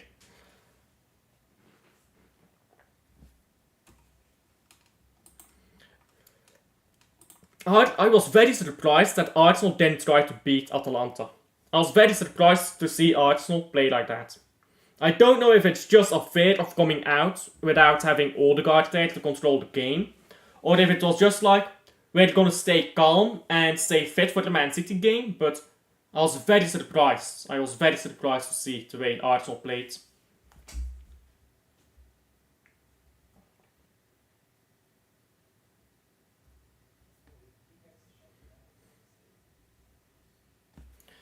Yeah, you didn't play for the win at all. I completely agree with that. I'm just wondering, is that because you're scared of losing without Odegaard, or if that's because you're trying to focus on the Man City game? Maybe it's just like you're trying to build a system of like playing very solidly and defensively until after the Man City game, I suppose, because you play like that against Tottenham as well.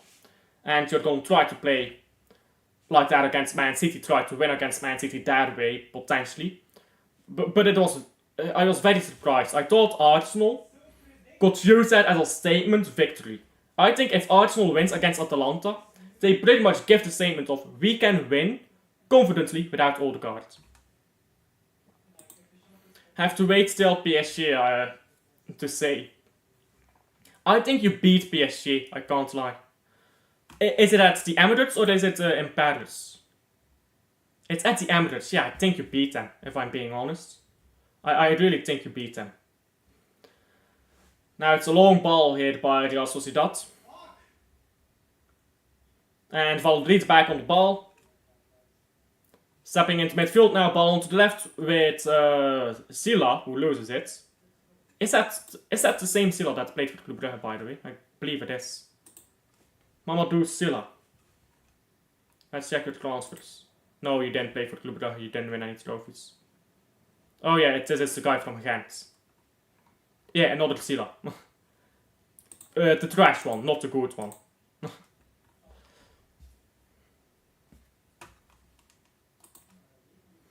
We will see. Tomorrow though coming for you. Well, we will see. I'll be doing a watchalong tomorrow. Yes, I will be doing a watchalong. What time is it actually? Let me check my schedule. What time is that game? Schedule 5:30, yes. So 5:30 PM we'll be doing that game.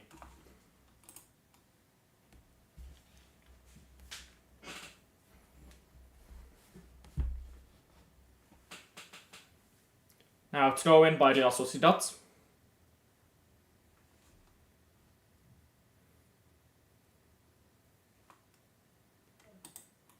We need a Valladolid dagger. Valladolid is not scoring. From what I've seen from this game, Valladolid is not scoring. We will be getting battered. No escape, please. Well, I might have to go actually, because now that you mention it, 5:30. So like, let's say it's 2 hours. So like 7:30. I might have to go. I think I can do the full game too. Show up for the cultured courage.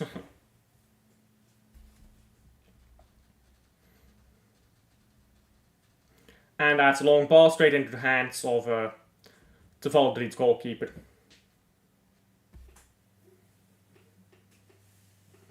Or sorry, Real Sociedad goalkeeper. Whose name I forgot again. Savio about to show Dhaka levels. What was his name again? Let me scroll up chat. I'm pretty sure it's in here somewhere. Yeah, Ramiro. Ramiro was his name. Savio is such a good footballer, yeah, but I don't like the way Pep has him playing right now. I watched him at Girona and he was just bawling out. And anyone who tells me that Pep Guardiola knows best, I really don't care.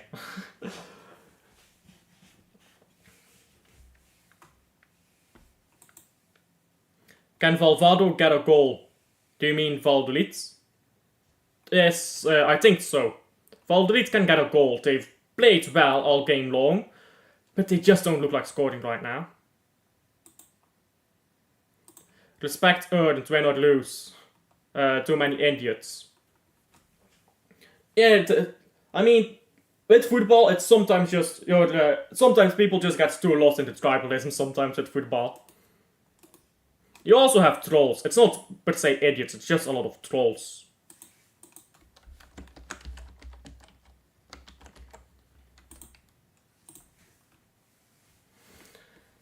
Yeah, this game is getting boring. I feel like neither side is trying to really win it anymore. If anything, Valladolid is trying more than... Yeah, that's not report pass. Valladolid is trying more at this point than Real Sociedad.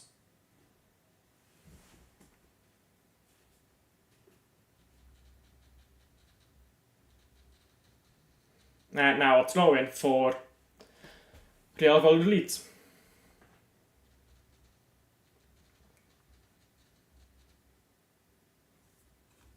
When you're getting monetized, you get monetized at 1,000 subscribers, but I won't immediately monetize actually when I get there, because that comes onto your taxes. So I'll probably wait until I graduate to monetize. Because I currently get like a special thing with my taxes, because if I have like under a certain amount of income as a student, I get like money. Because like, it's like money from the government because you're a student and you don't have any income. So I'm gonna wait until I graduate, even if I get to my 1,000 subscribers. Salvinho is going to be the best winger in the Premier League by T. Yes, he's going to be the best winger in the Premier League by T. I'm assuming, yes, end of the year. There you go. By the end of the year. I won't say by the end of the year, but I do think that headed away now by Valladolid. That was great defending there. That was a great cross as well.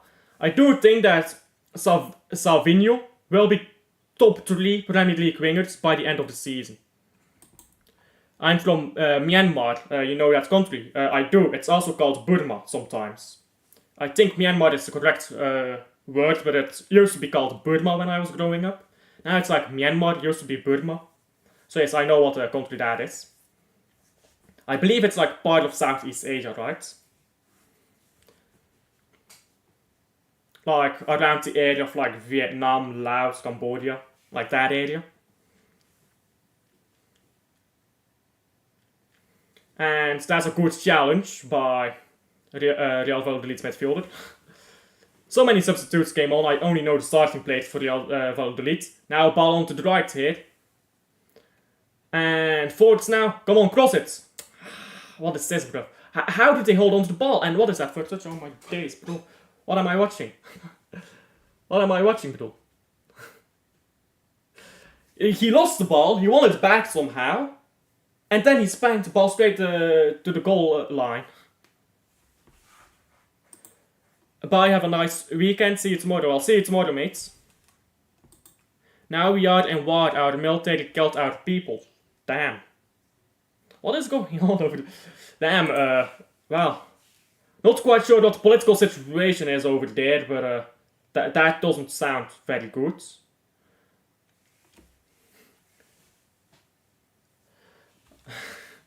Oh, it's not coming.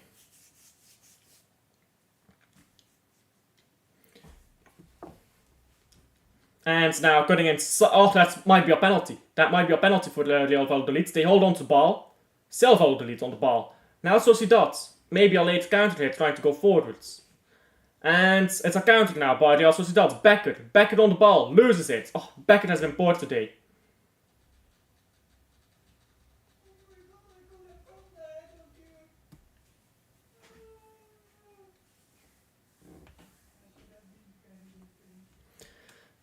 Neither Salvinho win it in that Arsenal game. I don't care who scores the winner, I just need to win it. You know what I want? I want Salvinho to score as early as possible. Because right now he is desperate for a goal and you can see it.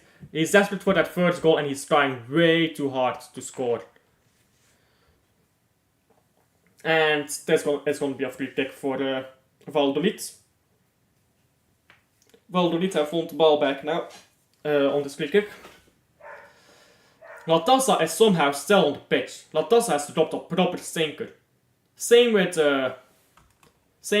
Beckett. Beckett and Latassa have been poor today. Very poor, in fact. Well, Latassa has not been very poor, but Beckett has been very poor.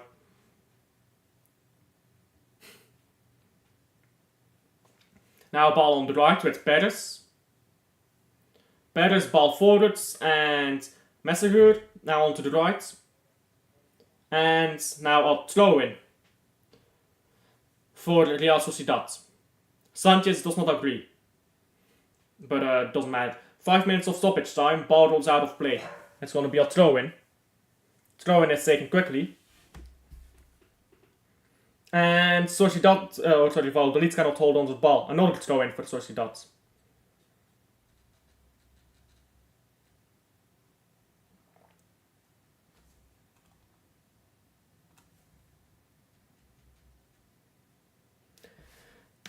Sociedad trying to play their way out of pressure, but again can't hold on to the ball.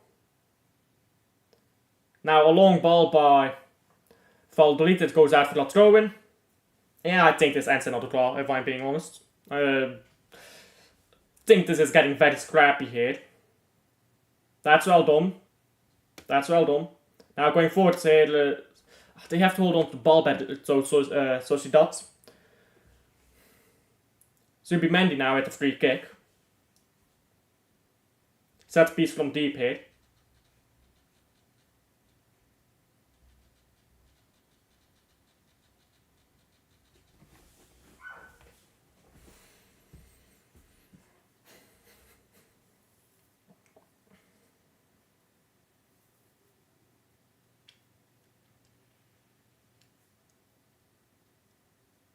Come on, whip it in. And the set piece is whipped in and caught by the Valladolid goalkeeper. Now a chance to counter maybe if he gets the ball quickly. And no, he holds on to it. He holds on to the ball and it's a yellow card here for somebody. It's Zubeldia who gets a yellow card for whatever reason. For blocking the goalkeeper. Which of course you're not allowed to do. You're not allowed to block the goalkeeper. Neither Zubby do winner. We will be there. We'll go to some stream afterwards. Real Sociedad move the ball forwards. And they've just delivered this ball straight in to Rosa. Now a ball on the left for Valladolid. Valladolid, cross it with Latassa. Cross is cleared.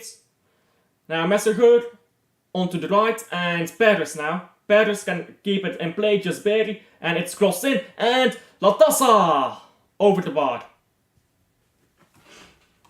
Valladolid is getting close here.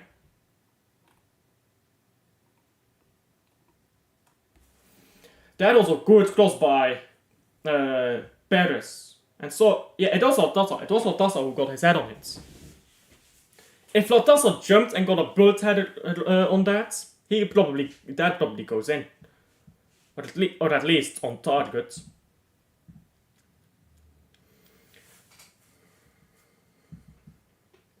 Real Sociedad now in Zubimendi. Zubimendi loses it. Now Valladolid trying to go forwards. Still Valladolid. This is very well done. But it's going to be a free kick now. Sanchez is fouled. And a yellow card coming up. We're seeing a lot of yellow cards here at the end of the game. I believe that's Zubimendi this time with the yellow cards. Yeah, Zubimendi with the yellow card there. We've seen quite a bit of cards in this game, haven't we?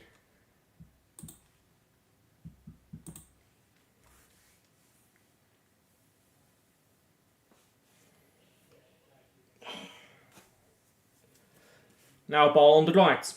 Cross it in. Cross it in. Stop taking so long. Cross it in. There you go. And cleared by Zubimendi. Ball coming backwards for Valladolid. And they hold on to the ball. Kubo was almost gone. Sorry, not Kubo. He's not on the pitch anymore. Whoever came on for him. Now cross into the box and headed away again. This cross was poor.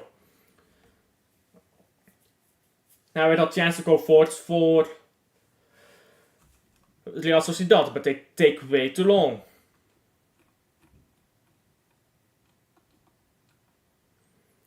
Sadiq moves the ball all the way to the left here. Now Real Sociedad maybe with a last chance to cross it in. And it's shot from distance straight at the goalkeeper. You could have crossed it from there, man. Was that Silla shooting? I bet it was Silla. He does that type of stuff. That's why I hated him. Shit footballer. And I think that this is going to be full time. There you go, full time. 0-0. Oh, I closed my... Fucking hell. I accidentally closed my YouTube as well, so if I don't open it quickly enough, the screen might be gone. I'll be faster. I think you get like 30 seconds, so... I accidentally closed my streaming console, but it's fine. Where is it? Where is my stream? There we go. Almost ended my stream there on accident, but we are still here. Almost on accident closed my stream, but we survived. Imagine if my stream ended right as I opened it up again. That would have been pain. But yeah. Man of the match. My man of the match would probably be... That's difficult, actually. Rosa surprised me, but he wasn't exactly a man of the match. Moro played alright. You know what? The Valladolid goalkeeper, what is his name? He played very well. So did Ramiro, to be fair. Both goalkeepers played very well. Zubimendi was decent. Durientes was all over the pitch in a good way. So probably one of them. I think I'd go with Estudiantes. But yeah, that game got a few a bit more action at the end. But it was a good game, 0-0. Entertaining all the same though. Let me end the timer here actually. So we do have a watch-along coming up later today against Anderlecht. So let me maybe set that up already. So it's Anderlecht, so it's the same color. Anderlecht, well, I want to put RSCA, but that's like too big. Maybe if I just put RSC, maybe that's fine for Anderlecht. Maybe that's fine. So yeah, Anderlecht is playing against, who are they playing against? Charleroi, so we'll be watching that later. But for now, this game, it was a good game. The next game you are watching, that's going to be unbelievably boring. So come in for that if you like, but don't be warned. Watching Sociedad play football is the equivalent of watching 5 dogs chase after... No, that's more entertaining actually. I was going to say watching 5 dogs chase after a bunny. But that's actually a lot more entertaining than watching Sociedad play football. Watching Sociedad play football is the equivalent of watching paint dry. That's the equivalent, right? So that's going to be a boring game. This game, however, first half was very entertaining. Second half, a bit less, but we still saw some good football from Real Sociedad mainly. Valladolid had a few chances as well, but again, Valladolid could not take their chances, and that's really the problem for Real Valladolid. Look at how good they play. They are a relegation club. How are they playing so good in a relegation club? They cannot score. They really need to fix up those goals. If they can get those goals in, get that little bit in, right? Then they will be a proper dangerous club. Right now they just have way too many times that they have a chance and do not utilize it. So yeah, for me, Real Valladolid, I don't really know why they can't score. They create so well, but the fact of the matter is, currently they just can't for some reason. So fix that up, yeah, and I think Real Valladolid finish. If Real Valladolid had a striker like Dovbik, for example, I think they are very comfortably a top 10 club, really, because they play that well. But scoring, they just don't do that. Let's check the La Liga table here now. Let's check the La Liga table. And can you load, please? There you go. Currently, Barcelona, of course, on top. They won't stay on top, I think, without Dani Olmo. Dani Olmo out, red card. Well, that's Champions League only, though. That doesn't affect La Liga, but I don't think Barcelona is staying up top. But let's see what they do. But yeah, Real Valladolid is now on 5 points after 6 games. 1 win, 2 draws, 3 losses.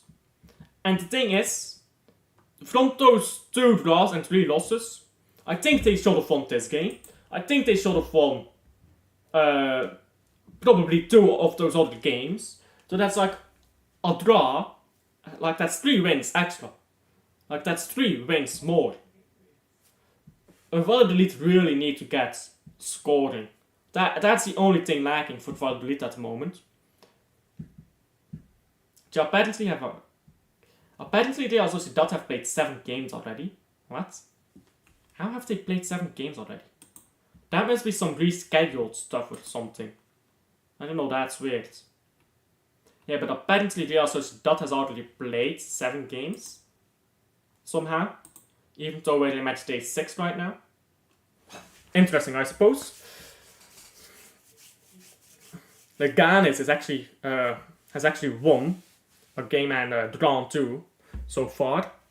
So they're above Valladolid on goal difference, is it? Yes. They're above on goal difference. Same points though.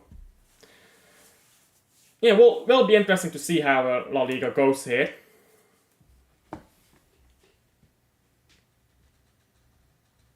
Valencia has not won a single game yet. Wow, really? What is Valencia doing?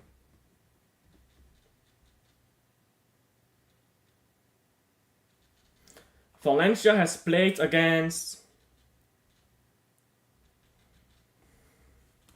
let's see here. Who has Valencia played against? Barcelona. Barcelona. So they've played against Barcelona. Okay, fair. Atletico Bilbao, Villarreal. It's been a difficult start of the season, I suppose. They could have maybe won against Valencia. I'm going to go now. See you in the next stream. Yeah, I think I'll end the stream now as well, because not a lot of activity anymore in chat, especially if you're going. So, thank you guys for sticking along to the end. It was an interesting game today. We'll see the next game. 0-0 between Valladolid and Real Sociedad. Thank you guys for hopping in. Like and subscribe if you haven't already. And I'll see you guys on the next one. Bye.